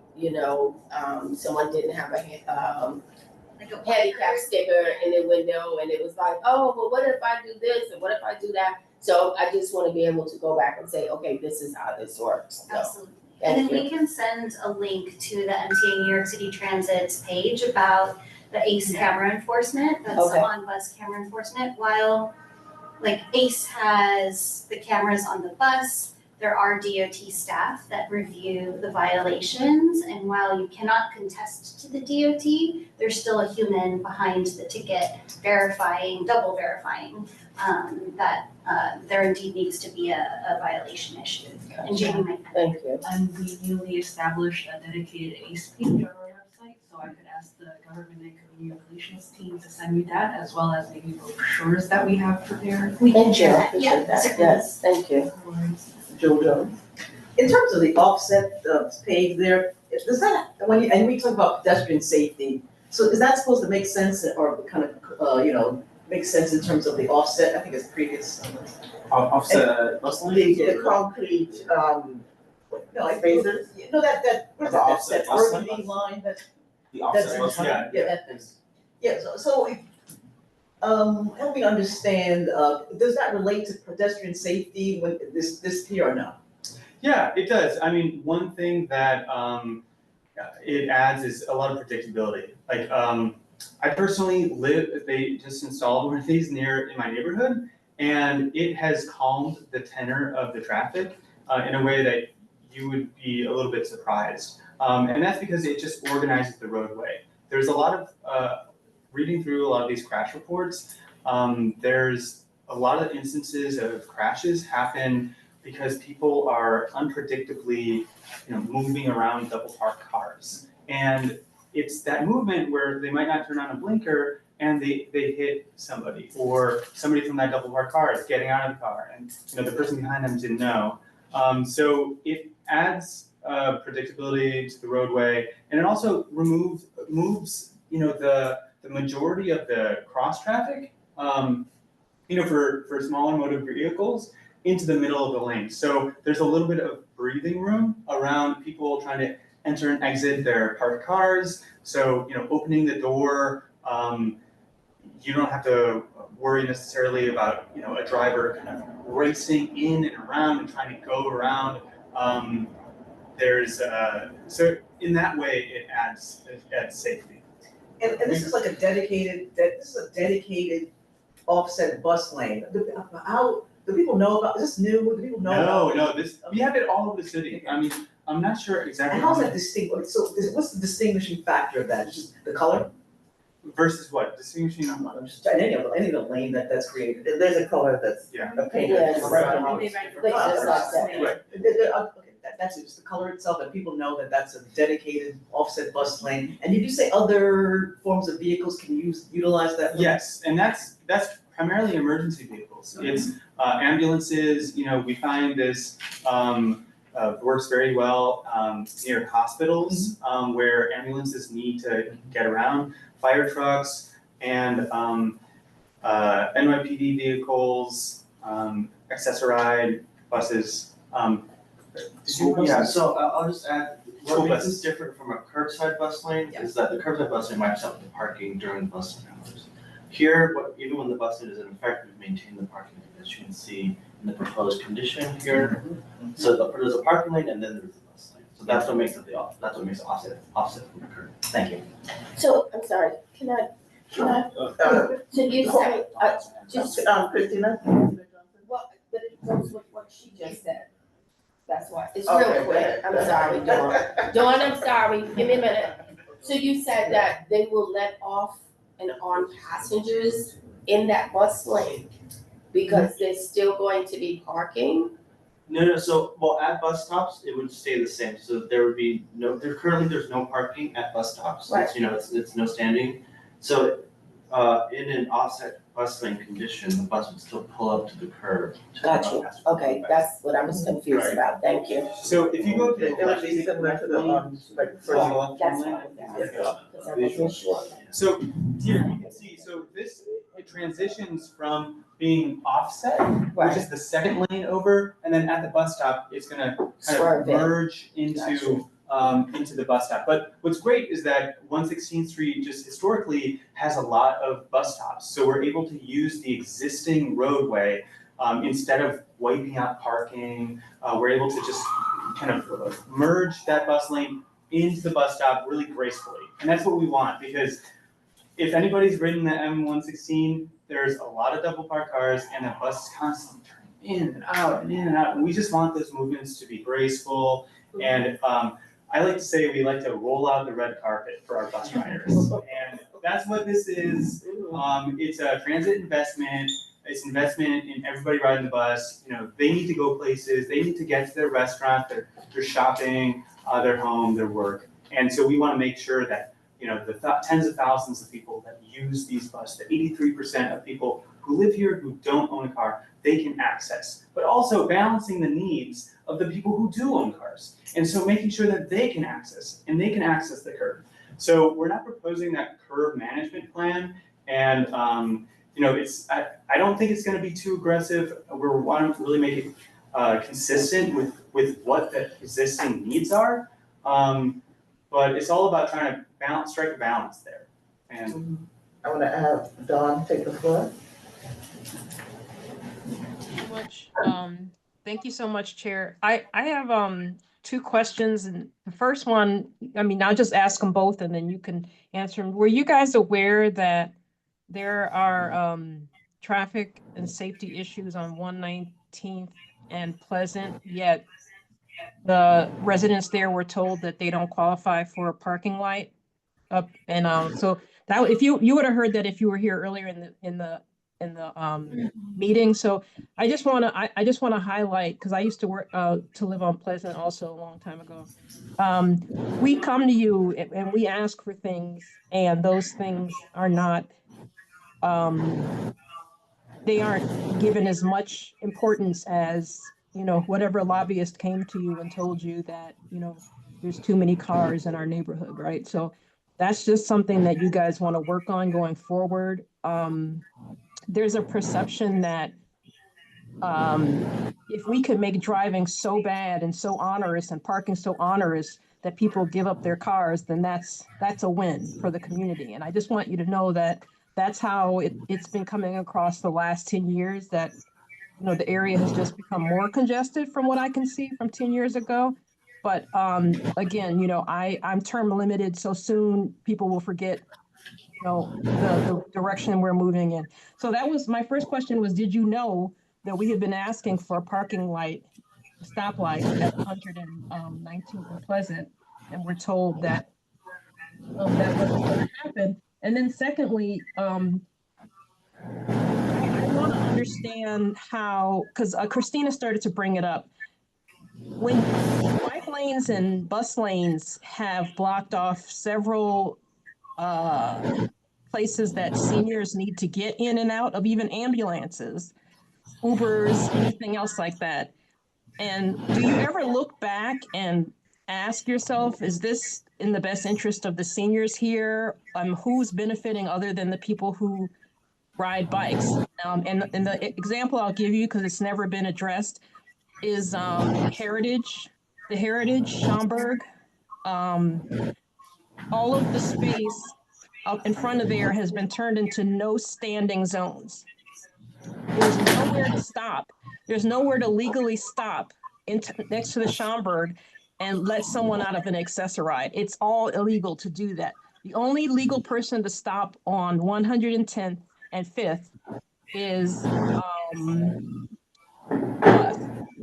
So how, so again, if you dare drop a senior off at Schaumburg, which I've done on more than one occasion, you have to keep your head on swivel and make sure that you're not getting a ticket. And there is no idea that a judge is going to give you a pass. You're going to pay that ticket or you're going to get a boot on your car. So I would encourage you guys to learn about the enforcement laws and the various laws that impact us when we try to go about our daily business and, respect the bike lanes and the bus lanes that have no place for people to get in or out of a car, right? So just putting those two things out there, I would really like you to think about when your bike lanes abut a church, 90% elderly people going to, a building, 30% elderly people going to, and there is no safe place for anyone to pull over and let them in or out. And I think you got I like the slide you have here.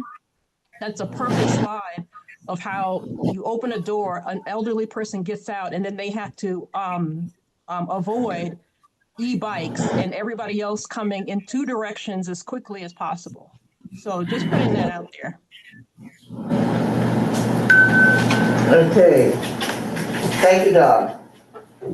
I know that there is an individual, I'm gonna smash this together a little bit. There's an individual online from one of the businesses who I would like to give the floor to speak. What's the name? His name is Jose from the Floor Shop. Jose Rodriguez? I don't know his last name. There's only Jose Rodriguez. Okay. Okay. Hey, Jose, you can unmute and speak if you'd like to share any questions. Sorry, I'm sorry, can you hear me? Yes, we can. Go ahead. Yeah, so we are a flower shop. We've been in the community for 30 years. We sell flowers, and I think proposing a bus lane, I think it would hinder our business just because, we do require, like on Uber or DoorDash, where people come in their bikes or people come in their cars. Our business thrives on deliveries. Also, we do receive weekly merchandise, and sometimes we need those vendors. They need to stop there, or we need to unload as well. And I think proposing a bus lane would make it very difficult for us moving forward. Thank you, Jose. May I ask a follow-up question? Okay, hold on a moment. Did you have a question, Jose? Or that was a statement? That was just a statement. That's it. Okay, thank you. Yeah. Go ahead. So we have a lot of tools in our toolkit for addressing the needs of businesses on the curb.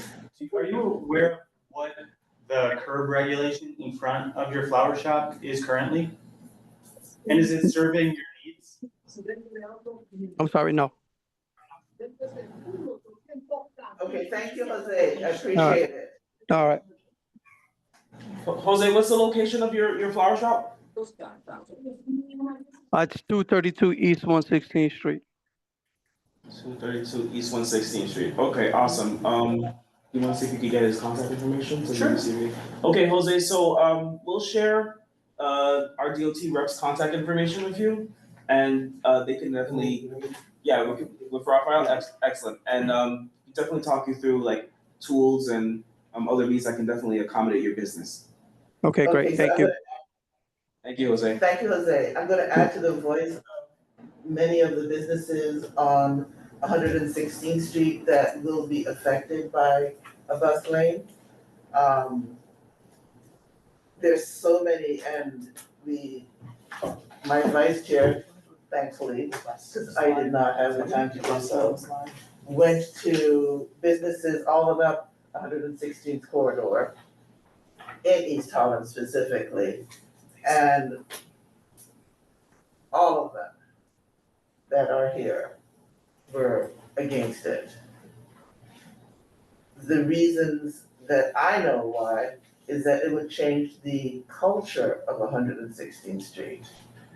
The culture of 116th Street is not a fast pace as in the Bronx buses that are zooming through and not stopping.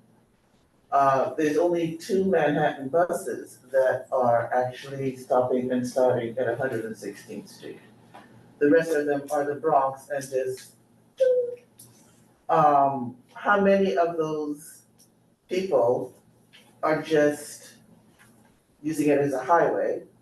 And how many people are actually meandering, stopping, being part of our culture, being part of just getting a coffee, sitting down to go get a meal, getting flowers on 96th Street, a florist who had a lot of grievances about the bus lane that was placed in front of his area, had been around for decades.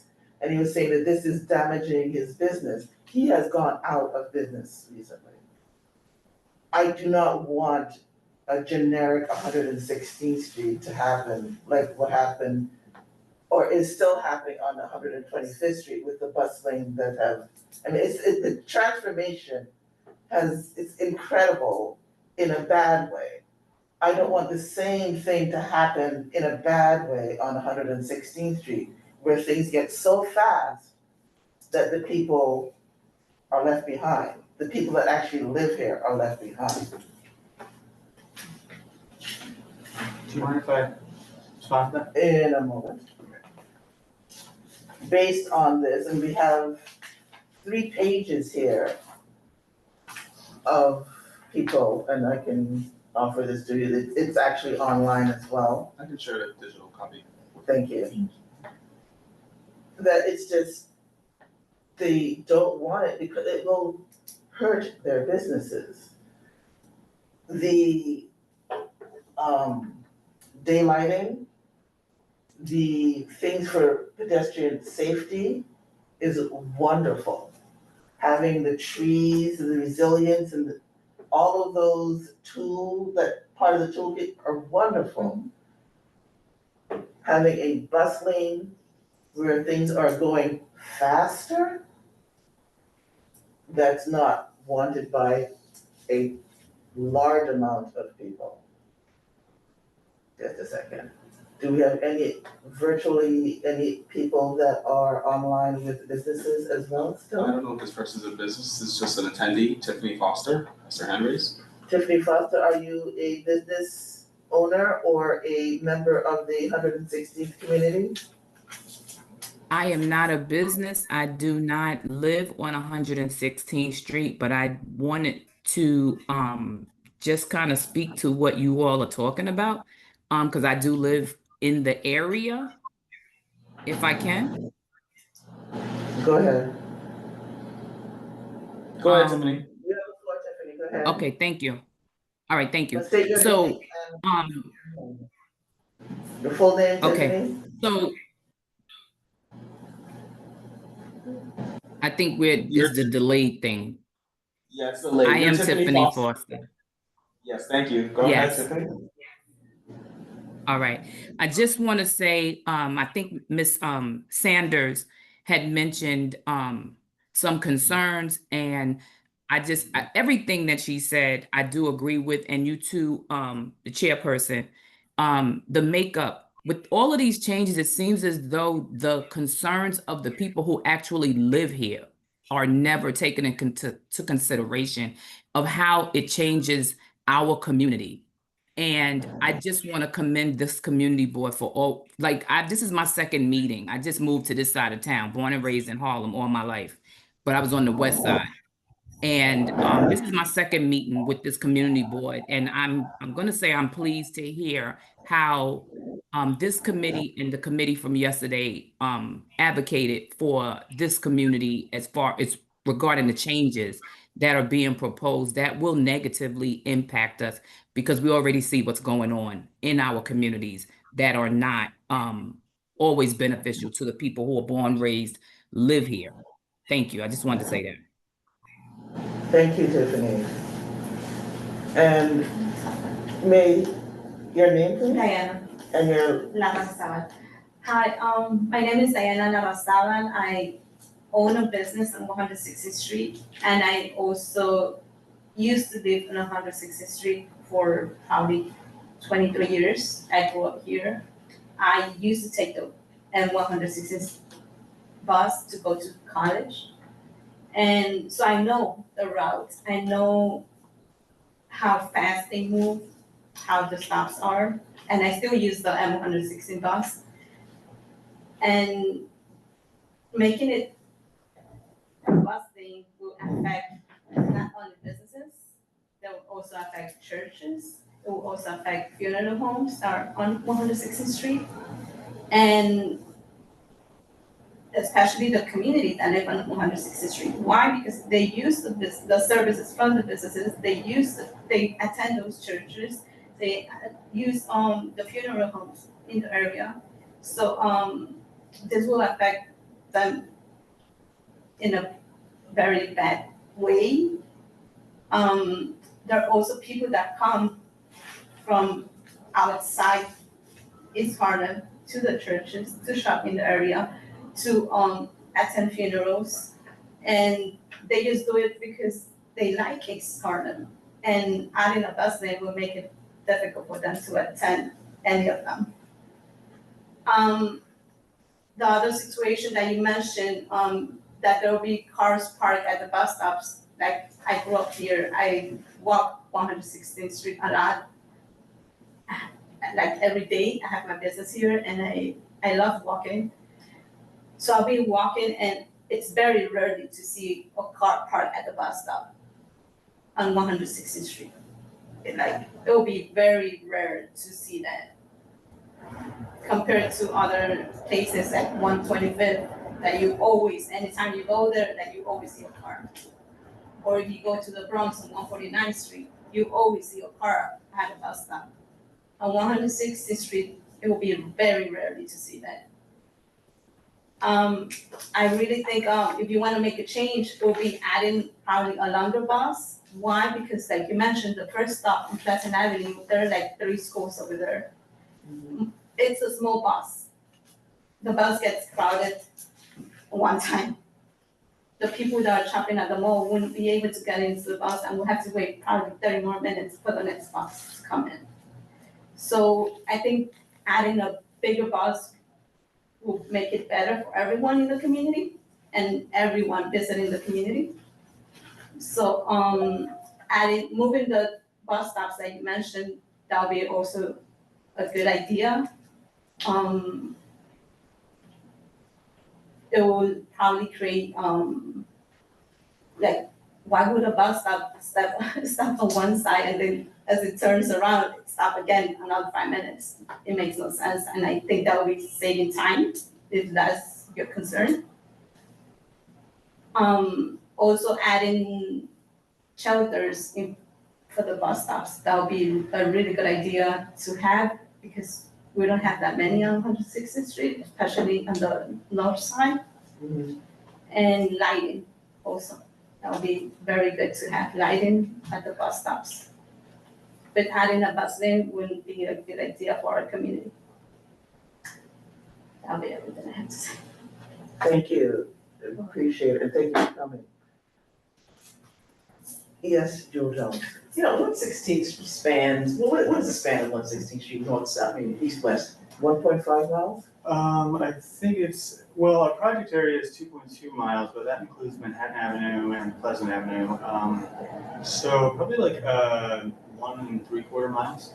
And I mean, if you're going all the way to Morningside. I mean, like the full span of the. Not counting the Morningside Heights, you know. Oh, well, within East Harlem. Yes. Yeah. So, I mean, I've not seen this, but you know, it's a long span. I hear what you're saying in terms of businesses. So are we looking at like in this particular, these signatures, Second Avenue, Third Avenue, that type of, okay, that's what I'm thinking, because, you know, west of that, it's like, in terms of the bus lane and I'm not agreeing with you, so I'm just saying, like, that it makes sense. I can understand like this focus area, second, third, Lexington, whatever, the concern is there, but we have to think about the full span of the 116th Street, route. And if that means, you know, at one point, it's like, you know, there's some difference at this point. But the rest of it, you know, has, you know, what you're talking about in terms of, you know, all the benefits and all of that, so I'm just throwing that out there. Yeah, I don't know if you get what I'm saying in terms of. Not exactly. Okay, so it seems like this is like a very focused bunch of individuals who are saying they don't want it, and I'm saying second, third, like. It was just in our area. Yeah. It starts like right from our, But, where it starts and then to Pleasant. but I'm just saying, like, just like, of the, outside of this area and these individuals, that, you know, that it makes sense to have like the bus lane, that's what I'm saying. Glad to hear that. Yeah, but then can I comment also, if we go, early after St. Nicholas, not even St. Nicholas, just after Fifth Avenue, there's a lot of less traffic, there's a lot of, businesses, less businesses, so probably that's why having a bus lane will be better, but still, like, it will make a difference, like, in the speed of the bus going through that area, like, usually from after Fifth Avenue, even all the way to Broadway, there's very few traffic. So adding a bus lane will make a difference, I think we'll still ride the same.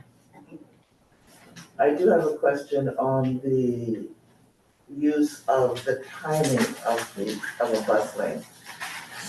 This was proposed as well by us for the Third Avenue redesign, having it only during rush hour in the morning and in the evening, as opposed to having it 24/7.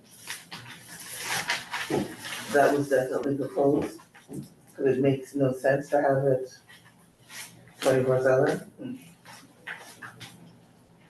you like me to respond to that? Is a statement. Okay. So based on, do we have any other individuals online? No one has their hand raised. Okay, so. Oh. Go ahead. Take your name, please. My name is Thomas Proctor. I live on 116. My wife is pregnant right now, so we've been taking the bus for a lot of trips. Otherwise, probably would have been walking. And having a bus lane would really help us get places faster and probably make us use the bus a little bit more, frankly. I guess the other thing I wanted to ask about, I saw there was the bike lane on Pleasant.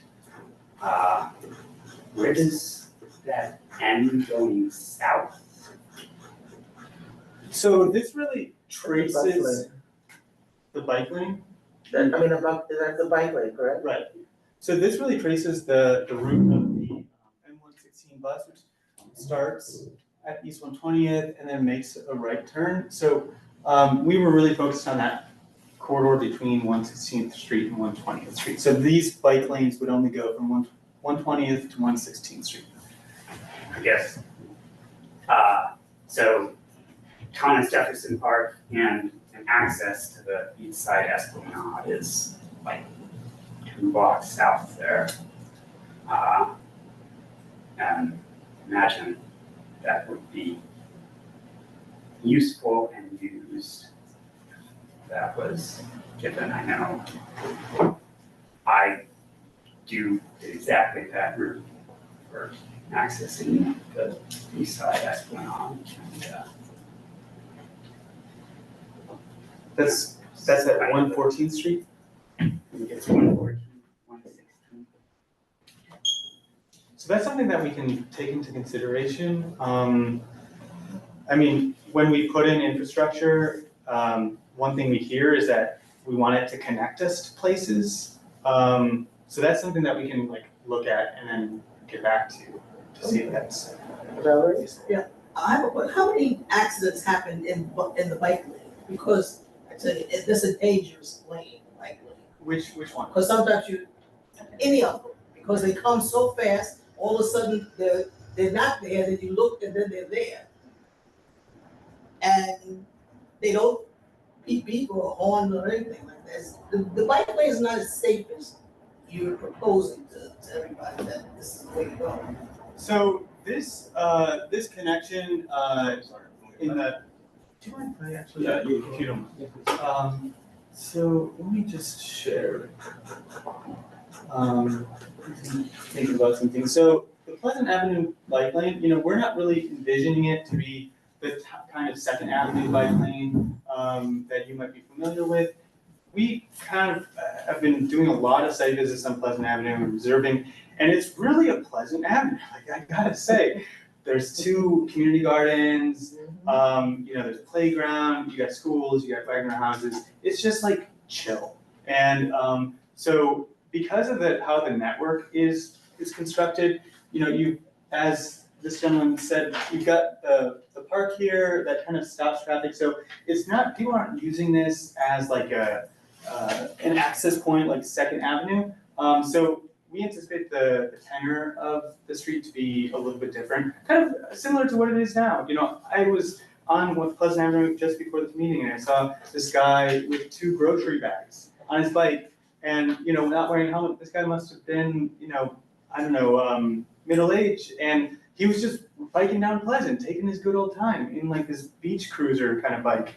And those are the kind of people that we have observed using Pleasant Avenue, and we just want to make it safer for them. And we do that by making it so instead of having to bike between a bus and a parked car that could just open their door, you're now biking, without that conflict, because cars and buses are very heavy vehicles, and if you get hit or clipped on your handlebars, and you go down, it could be really dangerous. But while I wanted to, Speaking of the bikes hitting. We're going from, you're talking about one thing and she's talking about another thing. So there's to connect somehow.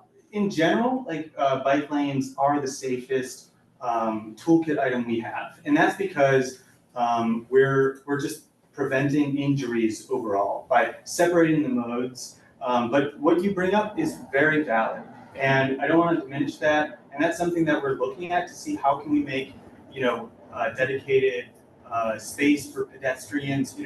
In other parts of Manhattan, we're exploring super sidewalks where pedestrian volumes are so high that we need to give pedestrians more space in combination with having dedicated space for cycles. So we acknowledge what you're talking about, and we're striving to make better designs.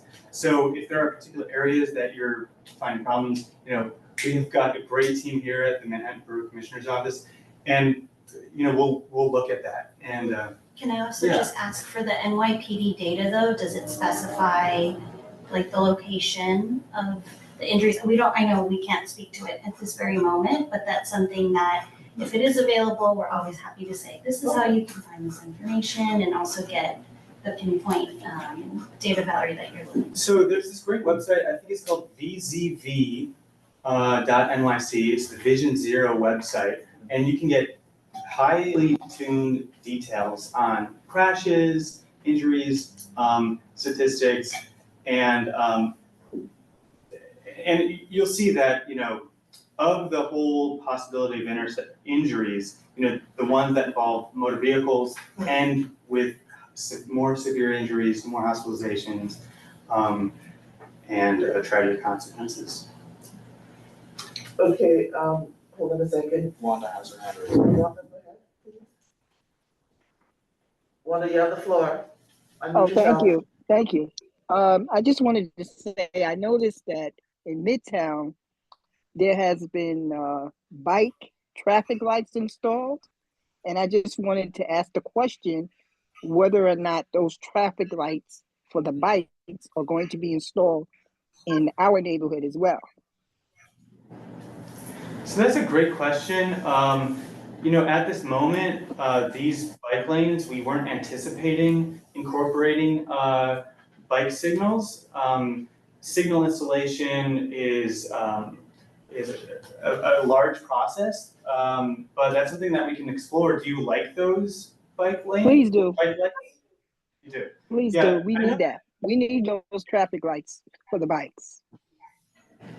So one thing that you might have seen on Third Avenue, they're piloting it, are these traffic lights for bikes that are closer to eye level. You know, instead of being so high up, cyclists can see them like right here. Yes. But I'm taking that down, and we can get back to you about that potential.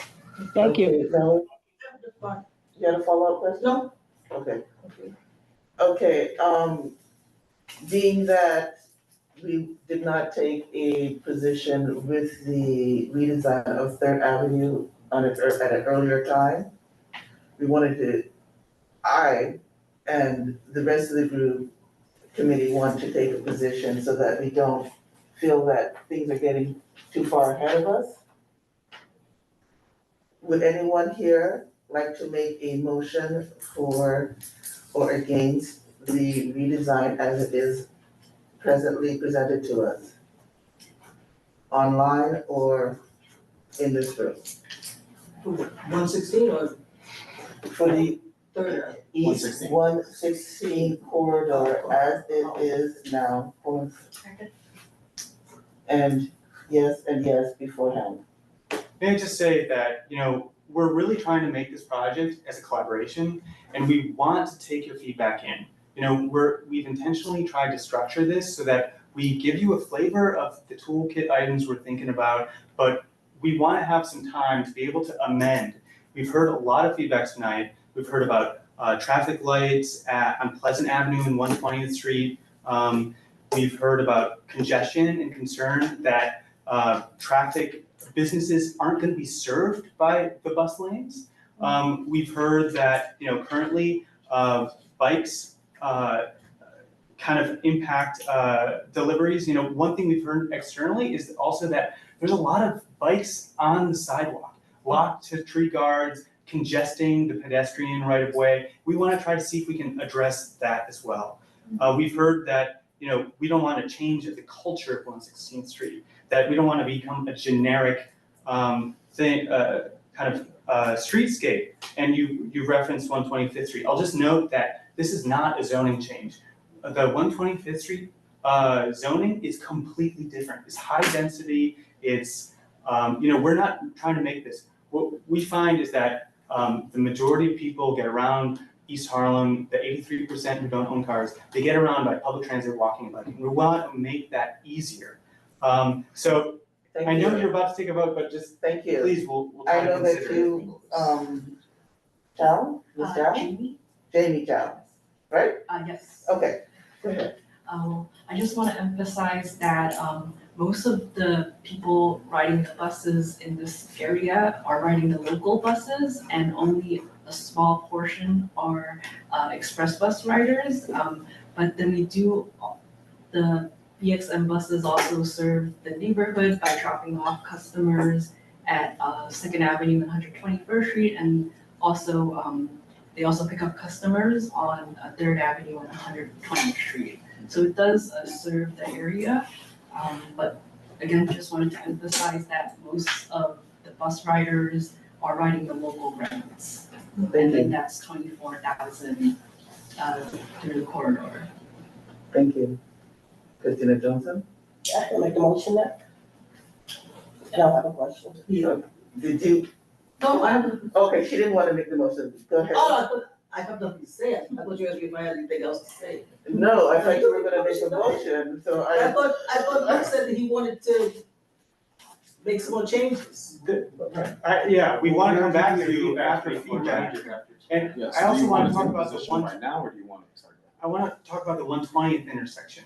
You know, that's been flagged, and we've been looking at this. This is something that Jennifer has talked to the CB11 leadership about, where Raphael has. We're very attentive, and there's a federal process that we have to go to install a traffic light. It has to meet a certain threshold for vehicular volumes and pedestrian volumes. So it has to qualify. This is not something that, as transportation planners, we're able to make this as a discretionary measure.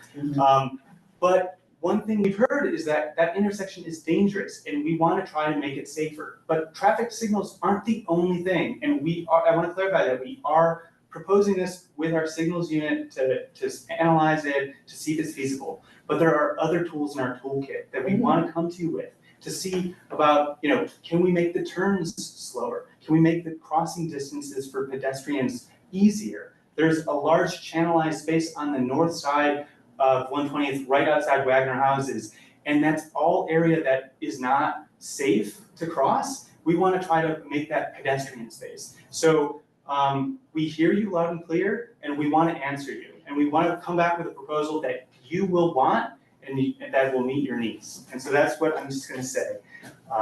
Really appreciate it. Michelle, with, for the 116th Street, with adding the bigger bus, would that be something to consider, or that's not really? Yeah, so that really depends on what we see in the data, but when we think about converting a standard route to an articulated route, we might have to balance out the frequency of the buses on the route. So you might see changes in that way, but it really depends on what we see on ridership and how crowded the buses are. Looking into that It's very crowded, that's why, especially, like I said, the first stop on 120 and Pleasant, there's two schools right there across. It gets full already. So when the bus goes to 117 and Pleasant, it's already crowded. Very few people go in. And if the ones that go in are the students that come out from the other school that's right there with, it's a building that has, I think, 3 or 4 schools inside the building. So imagine how crowded it gets. So I really don't think, if you add a bigger bus, you need to schedule like longer times between each one. I really just think we need a bigger bus. It's not like. And then the other suggestion I have is, I spoke to Raphael, and I had mentioned to him that the issue with the bikes, and I saw this at 17th Street, and I don't know the avenue, I know it's right across the bar. This is a bike corral. So you're saying that And we need this we on need bike 116th. corrals. Yes. This is something that we have discussed in the past, Mhm. as far as 116th Street. So this is part of the improvements that we want to propose. Yeah, this is great feedback. And I mean, this is kind of stuff like deliveries are being made in cars, in bikes, and you can see those bikes parked on the sidewalk. So there's really not enough cyclist parking dedicated, and that's the picture you showed There's me. no space dedicated Right. for cyclists, and especially in East Harlem, there's a big amount of residents that work for this. That's As their job, delivery yes. yeah. So they're not allowed to bring their bikes inside the building because of the issues there are, and they have to leave them outside. So I really think this will be a great solution to make it better for the community. Also, there's areas, I think I did it, I entered the meeting when you guys were talking about the Third Avenue busing.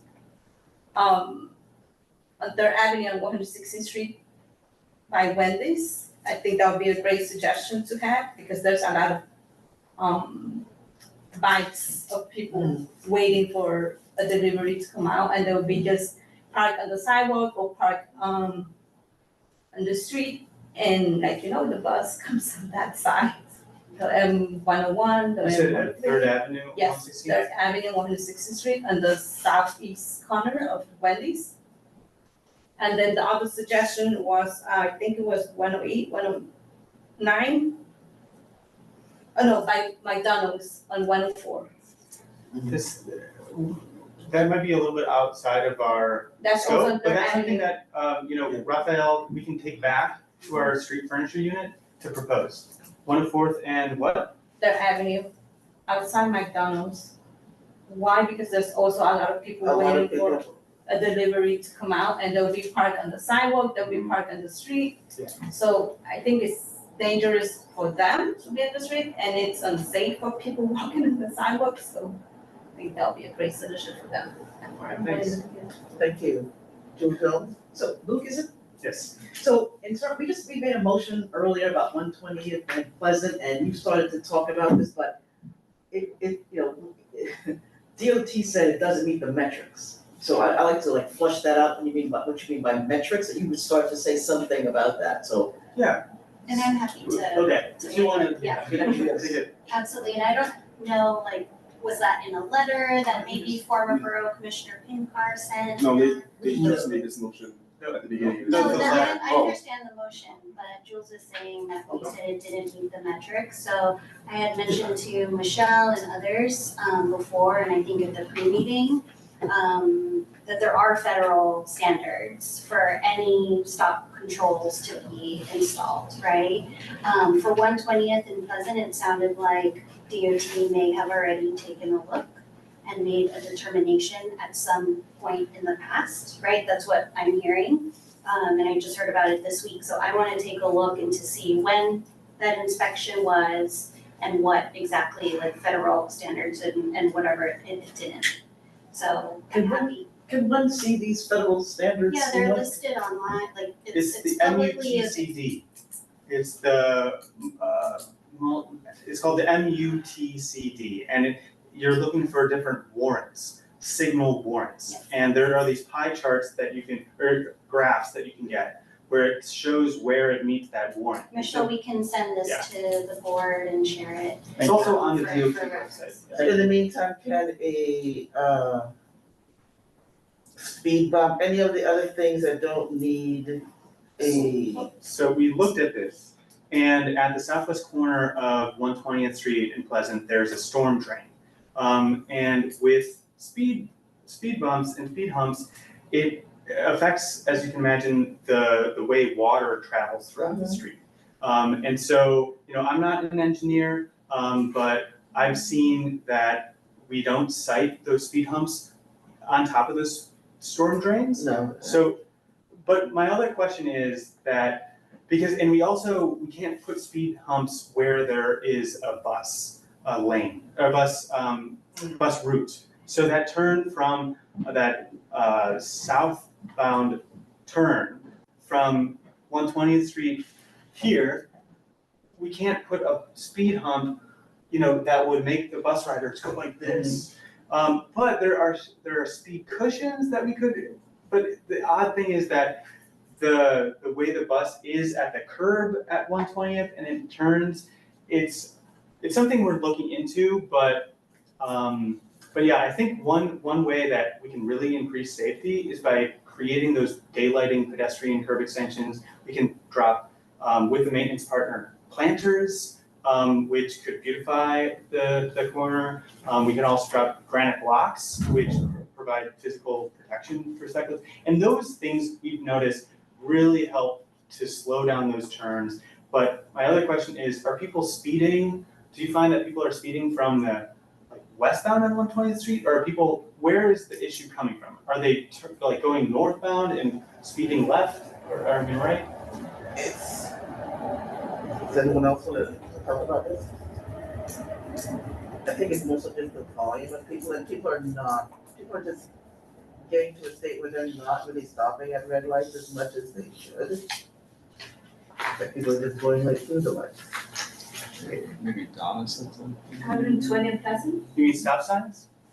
there's no light. There's no light, but I'm just saying in general, people have not been stopping at stoplights as they used to. And that's why we think, putting curb extensions in, physical infrastructure to protect pedestrians could be, I know that a stoplight is requested, but as you mentioned, people do run red. People do run lights. them, Yeah. but they can get tickets, and we could ask for NYPD to be present at that particular area, but they would need a reason, you can't just stop people without having a red light as usual, but if you have that red light, then they could just say. Then you can put a red light camera in. I have a comment regarding that. Yeah, there's no light. My kids used to go to a Catholic school right there on 120th Pleasant, and I live in the Bronx. We would take a cab every morning, and most of the cars, they already know, well, cabs, I don't know, personal cars, but cabs, most of them, they know the area, so they know there's a school, and they will lower their speed. However, since there's no light, and the schools are right there across from the buildings, kids will be just walking. Whenever they want, like they will be crossing, they will not be most of the kids will not be looking at if there's a car coming. So I really do think it's very important to have the light. Why? Because kids, they follow those signals. They'll try to do that instead of just walking whenever they feel to.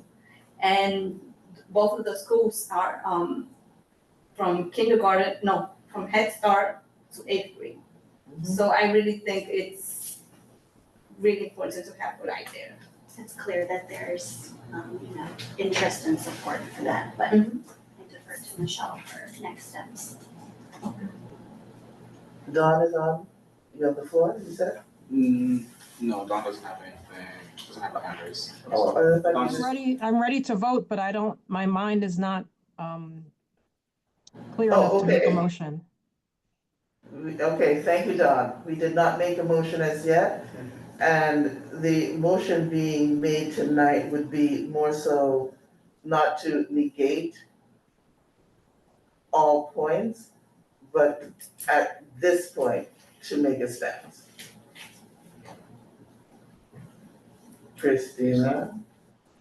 I'm sorry, I didn't hear what Michelle just said. At this point, the motion is to what? To make a, To how we feel at this particular point. We're entertaining a motion, Sage. If there is no motion to entertain, there is a motion. And Christina, you were Chair about to make a motion and then. I was gonna make a motion that we wait until they come back with the answers to all the questions and suggestions that we gave them in June before we take a formal stance. You don't need to have a motion for that. That's not a motion. Exactly. We don't need to have a motion to just wait for it to come up with something. Okay, so that's what I was gonna say. I will take the motion then. The motion that I would like to take is to accept the toolkit that you have provided, but to go along with our constituents that have stated that they do not want to have a bus lane on East 116th Street in CB11. Is that clear? No.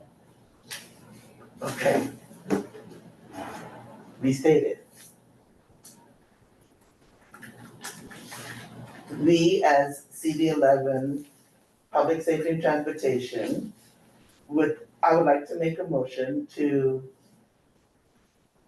not have a East 116th Street bus lane redesign added to our corridor, but to accept the toolkits of daylighting, concrete pedestrian outputs for tree resilience,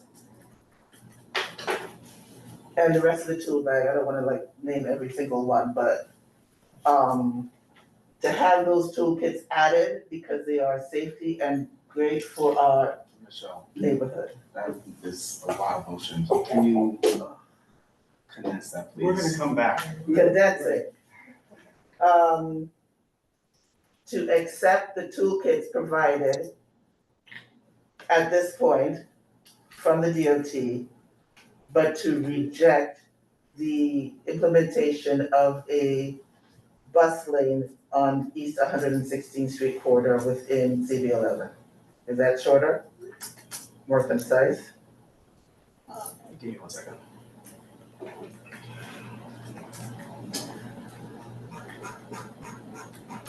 And we're open to conversation.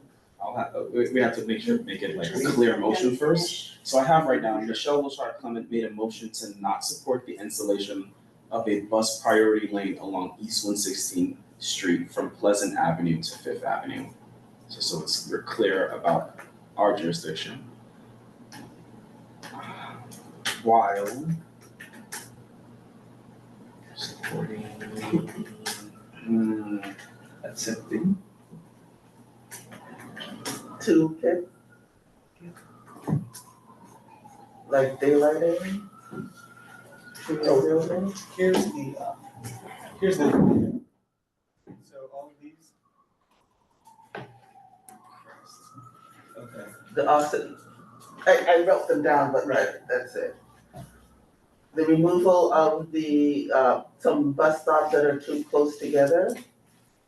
light on Pleasant Avenue, increasing the bus size and frequency, the concrete pedestrian space. That entire toolkit is, I think, really beneficial, except for the Can you actual just say bus lane. pedestrian priority project? That might be easier. Yes. Does the Yes, toolkit, Dawn? oh, I'm so sorry. I didn't know if you could see my hand because I changed the color. I'm sorry. I can't see you at all. Sorry, okay.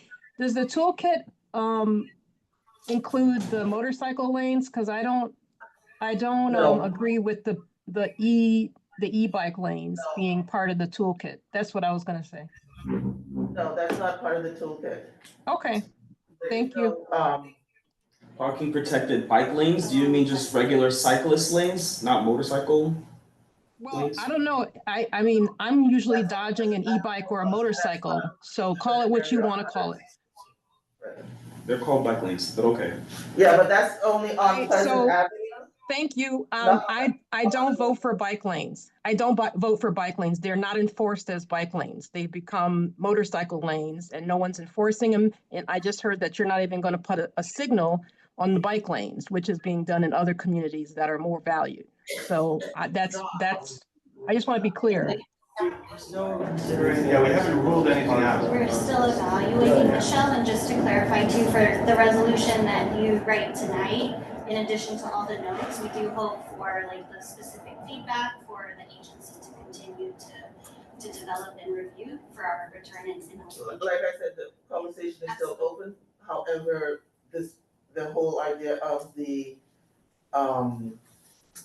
specific of the bus lane is what we're saying no to. I hear you, yep. Is what my motion is saying no to, based on so many different individuals and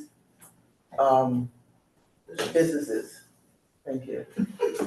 So I have a request. When you guys come back in June, can you also bring the statistics of these bike lanes? Because even though you are considering installing lights, I have almost run over bicyclists because they do not stop at those lights. They just continuously, which makes them very dangerous. They don't stop. And I did not even see that there was anything about bus lanes on this entire corridor except for Pleasant Avenue. Yeah, and You I've mean seen bike them like on Second Avenue. Yeah, it's flying just down. on Pleasant. We're not. Right, that's okay, so I'm not getting up like, wait a second, what? Yeah, so it's just on Pleasant Avenue For the bike lane. for the bike lane, a protected bike lane, which is in front of a church. Correct? There's a large church on Pleasant Avenue. Where on Pleasant? Is it there? No. It's on 116th Street, the church. Carmine. Yeah, Mount Carmel. Okay, Mount Carmel. No, Our Lady of Mount Carmel. Okay, I'm sorry, I squashed the name together. So I have your, That's why I said there's a lot of churches on 116th Street. And all the churches the way are from- really against There's like having probably like 10 churches. a bus right in front of them, because there's a lot of double parking, I forgot to mention this. I want to make sure to give the voices to the churches. They repetitively say no and reject this, and so I'm adding there to the voice that's not actually there. okay. Go ahead. So Michelle Wilshire made a motion to not support the installation of a bus priority lane along East 116th Street from Pleasant to Fifth Avenue, while still in support of the remaining traffic calming and pedestrian safety improvement tools associated with the project. Okay. We could just take the word. Okay, that's fine, are you okay with that? Okay. The motion, I would like to make a motion to.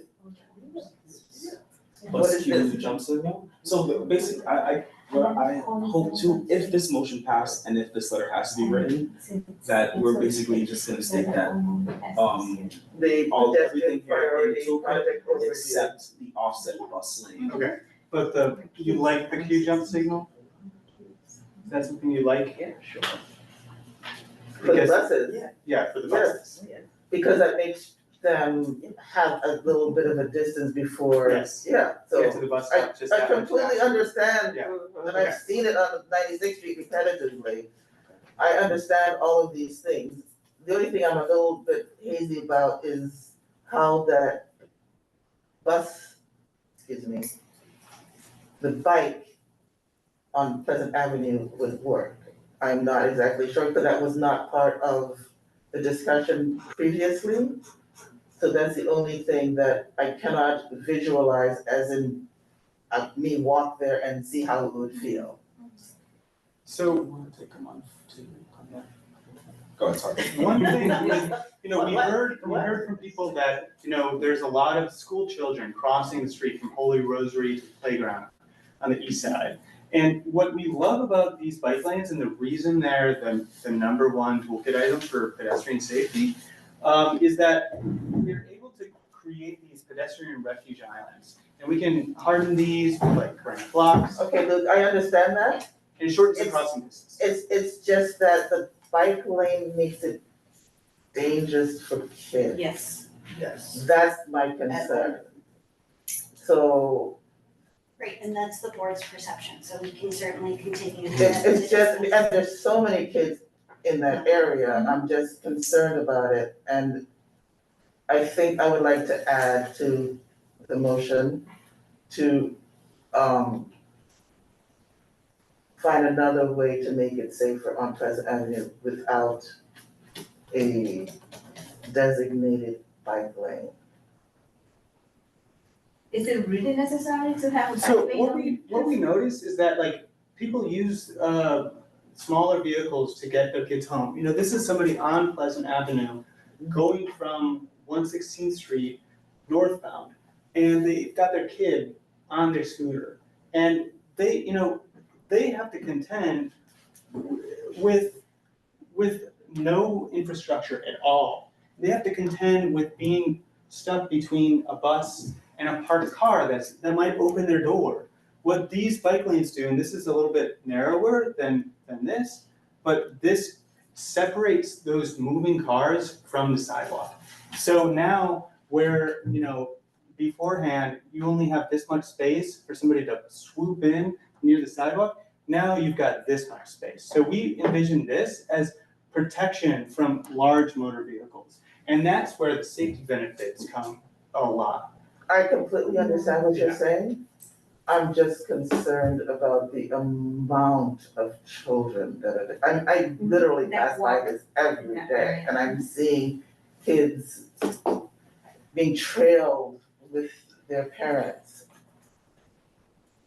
What would the bike lane do? I'm not sure. And I would like to find out specifically from individuals that are there before saying that we agree to a bike lane on Pleasant Avenue, as we did On 116. on 116th Street with the businesses and whatnot. So based on that, Khalid, I would like to remove, if there's a way to say, without the addition of the proposed bus lane as the toolkit. So you make a motion to not support the installation of a bus priority lane along East 116th Street from Pleasant to Fifth Avenue, including the installation of the bus lane. The bike The lane. bike The bike. Like, He's stuck with bus lane. on Pleasant Avenue from until further. 116 to 120. 20th. Just have to do our own. I know y'all do yours, but we have to do ours. Absolutely. Sorry.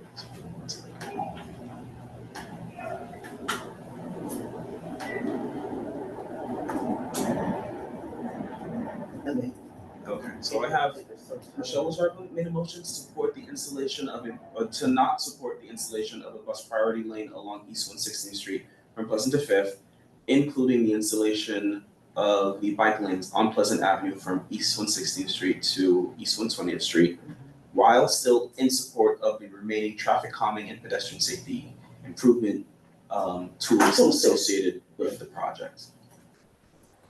That's the motion on the Thank floor. you. I know that was painful. I'm sorry. But I wanted to make sure that we included the entire conversation. The motion is on the floor. Anybody? My hand is raised. Whose hand is raised? I'm sorry. Whose hand is? Oh, Sage's This is hand. Sorry, Sage. I didn't see Sage. I didn't see you, Sage. Go ahead.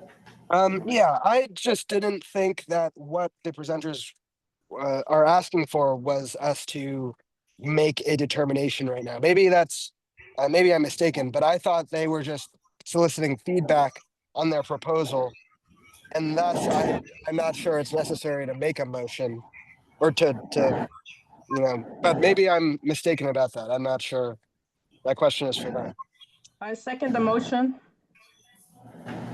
Don, seconds it. Don seconds the motion. Okay.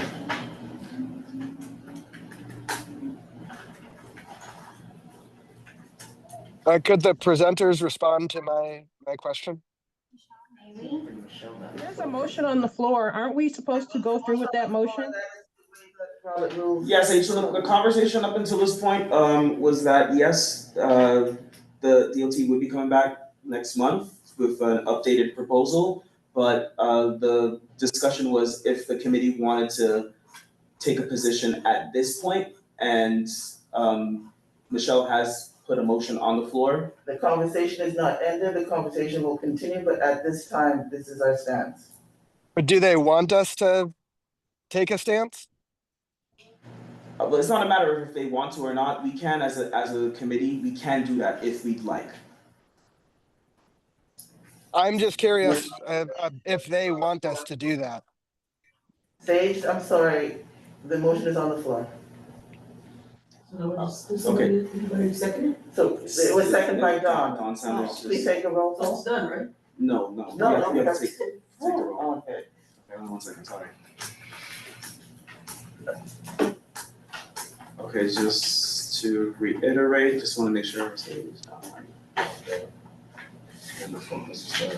Okay, so just gonna call out the motion again just for clarity. Thank you. And then we'll need 4 votes in favor in order for the motion to pass, okay? So the motion is to not support the installation of a bus priority lane along East 116th Street from Pleasant to 5th, including the installation of the bike lanes on Pleasant Avenue from East 116th to 120th, while still in support of the remaining traffic calming and pedestrian safety improvement tools associated with the project. The motion seconded by Don Sanders, and I'll do a roll call vote right now. Thank you. Wanda Hopkins? Wanda? I'm here. Yes. Okay, yes. Christina Johnson? Yes. Jewel Jones? No, I asked for the whole project, so, no. Thank you. Sage Mason? I abstain. Valerie Ponzi? Yes. Don Sanders? Yes. And Michelle Bouchard Clement? Yes. The motion passes with 1 no, 1 abstention. Okay, thank you. So, committee, we have our homework to go to Pleasant Avenue. And I would like to use your expertise on Pleasant Avenue so that we can find out what will work in that area. DOT, you have your homework with all of the suggestions that we gave, as well as the aid with the 120th Street and Pleasant Avenue for something to happen to make it safer for all of those children. So just, you specifically requested a traffic light, right? That's what the motion was? Yes, however, whatever can be done in the interim before a traffic light, before something happens fatally is extremely important. So this has to be brought before the board, and then the board has to ratify it, and then that means we send a letter. May I ask about that timing, because then will we have enough time? I mean, we'll start working on it tomorrow, right? But for the June meeting, that's a month from now, right? The June 7th, the Tuesday. No, it's for the May meeting. This is gonna be, this position. Oh, yes, yes, yes. Yeah, it's gonna be brought up for the May, and then But then that is in like 2 weeks, right, or a week, right? So we'll get the resolution. if the board ratifies this. If the board If the full ratifies board, it. all 50 of us ratify it, then you, Understood. But we will get that 2 weeks prior to the June 17th meeting. Right. Ideally, the letter would be written within a timely manner. Okay, because it's yeah, I'm usually- just wondering about timing. So Yeah, that's it's the- usually us that are writing it, so maybe hope within. Okay. Khalees, you maybe hope within the week. Or the it's next. very quick. We wanna be very quick, because you said the timeline was this summer, so we wanna make sure. We know you have recess. And I just wanted to confirm the process, because I know for Third Avenue, that's why you're trying to have. Right, because Third Avenue went like, wait, what? So that's why we're trying to make a stance, and have made a stance as quickly as possible before things go beyond our wants. Dawn is on the line. No, Wanda, I think, Wanda, you have your hand raised, is this a new hand? Yes, I do. Yes, I do. Go ahead, Wanda. Can we include the bike traffic lights request? Can we make a request for that, for the bike traffic lights at the intersections? Thank you, Wanda. That was a request that was made to Luke earlier, Thank you. and he's writing it down right now. Yes, go ahead. Say your name again, please. Say your name again, please. Diana. Diana, sorry, Diana. go Yes, ahead. I have a suggestion also. I don't know if you guys are in charge of that also. On 125th and First Avenue, on the bus stop for M125th that goes to the Bronx, there's no shelter in place for people to wait for the bus. There's no sitting benches. There's no trees on that corner.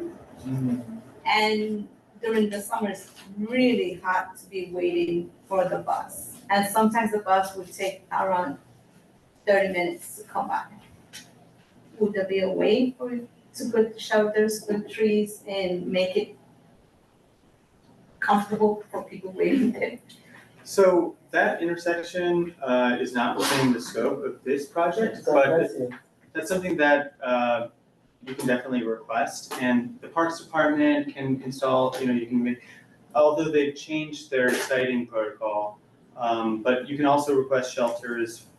Yeah, you can request this online, but within, right now, we're really focusing on 116th Street. Yeah, Diana, so I'll just add, so if you want to work through the community board, they will coordinate with Rafael, who you already know, that is outside of the project that is on the table at the moment, but DOT takes those requests, so. I thought it was empty.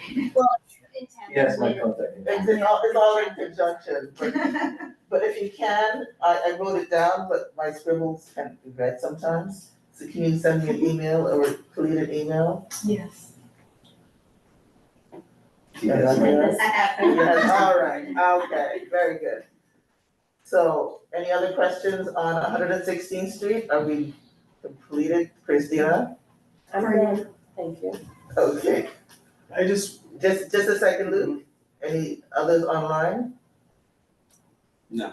Go ahead, Luke. I just want to say that, we've prioritized 116th Street because it has some of the slowest bus speeds in the city. And we recognize our bus riders as not just people that are trying to, bypass businesses, but they serve the community. They shop at the same places that drivers shop.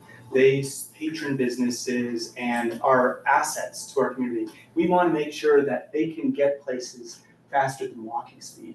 And there's so much delay that our M116 bus riders have that we view this as something that, not everybody can afford a car. And so if we're trying to provide an alternative so that public transit can be comfortable, reliable, and actually enjoyable. And that's what we're trying to do here. We're trying to make the M116 bus more enjoyable. So I hear you loud and clear, but that's where we're coming from. Yeah, with the delays. Hold on a second. Oh, sorry. Jennifer, you were gonna say something? Oh, no, I defer to Michelle, this is your meeting, so. Okay. Go ahead. Sorry, I believe the delays are not because of the traffic, it's more because of the crowd, how crowded the bus is, that for someone to get off from the bus, it takes them a while because it's really packed and really crowded, especially people that are shopping at the mall. Like, everyone will have to get out, so that person will come out with a shopping cart, then everyone has to come back in, and then the person so it's like very crowded. And like I said from the beginning, we need a bigger bus or we need more buses passing by. I think that will make it more better for everyone and will make it faster for the bus. But I think the issue is that it's very crowded and this makes it slower for them to stop, for them to be there probably like 5 minutes. Just loading and getting more people. Thank you. I just want to Jamie, thank you. Yeah, this is Jamie. I just want to thank you for your suggestion. It's definitely something that we could monitor and look into the schedule and see, what tweaks can be made, but definitely note it and we'll monitor. Yeah. Thank you. I think we have a lot to think about. We'll continue the conversation. I know we're all tired. We got a lot accomplished today. Thank you for your patience. Thank you for everybody online. And with that, I would like to adjourn this meeting. Oh, you still have do you want to table your next item? Oh, dear God. The 2025 conference, the public safety conference, we have the keynote speaker being the Sergeant Tiffany Howe, who has agreed to do it again. Who was in conversation with the O'Connor and all the other people that are necessary to have a great conversation. I'm in conversation with a person at the Metropolitan Hospital to get another venue so that we can really project what we would like. So that we can project what we would like for our next conference and have the information more in advance. That's all I want to say about it. Where? The person at Metropolitan. In the building or frequent? In the building of the Metropolitan Hospital. Hada is her name? I think I spoke with, she gave me her name. Okay. And so things are moving, and I would like to propose that we would get a committee together during the summer, just 2 people, and then we just keep things moving to have this conference going and make the conversation with our community, say this is gonna be happening, and start interest, so that we have more people coming, and it'll be a successful conference. When is it? We have no date, it'll be a Saturday, either the end of September or the beginning of October. Sounds good. Sounds good? Mm-hmm. Very good. Yeah, Tiffany Foster or hand is raised. Hi, Tiffany. Go ahead. It's been a long meeting, a very long meeting, and I know you all are looking to get out of there. Yes, we are. So I've been waiting patiently to bring up my issue. So, yeah, I've been communicating with Khalid today. Yeah, thank you for explaining how things work, but I've been trying to get in contact with this community board since the summer about the parking issues here on 126th Street between 2nd Avenue and Park Avenue.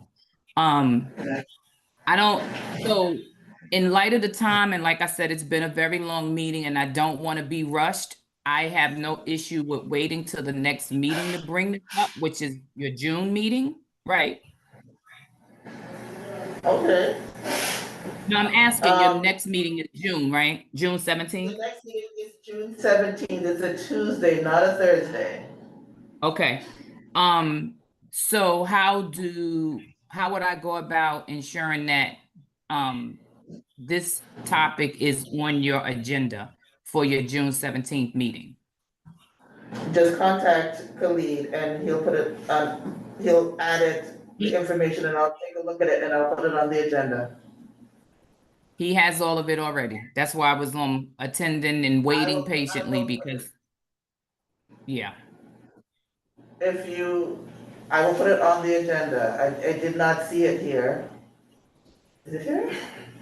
No, okay. I did not know that you were going to bring it up, but I would like to, you said it's 126th Street between Second and Park, correct? Yes, ma'am. And it's involving parking, correct? Yes, ma'am.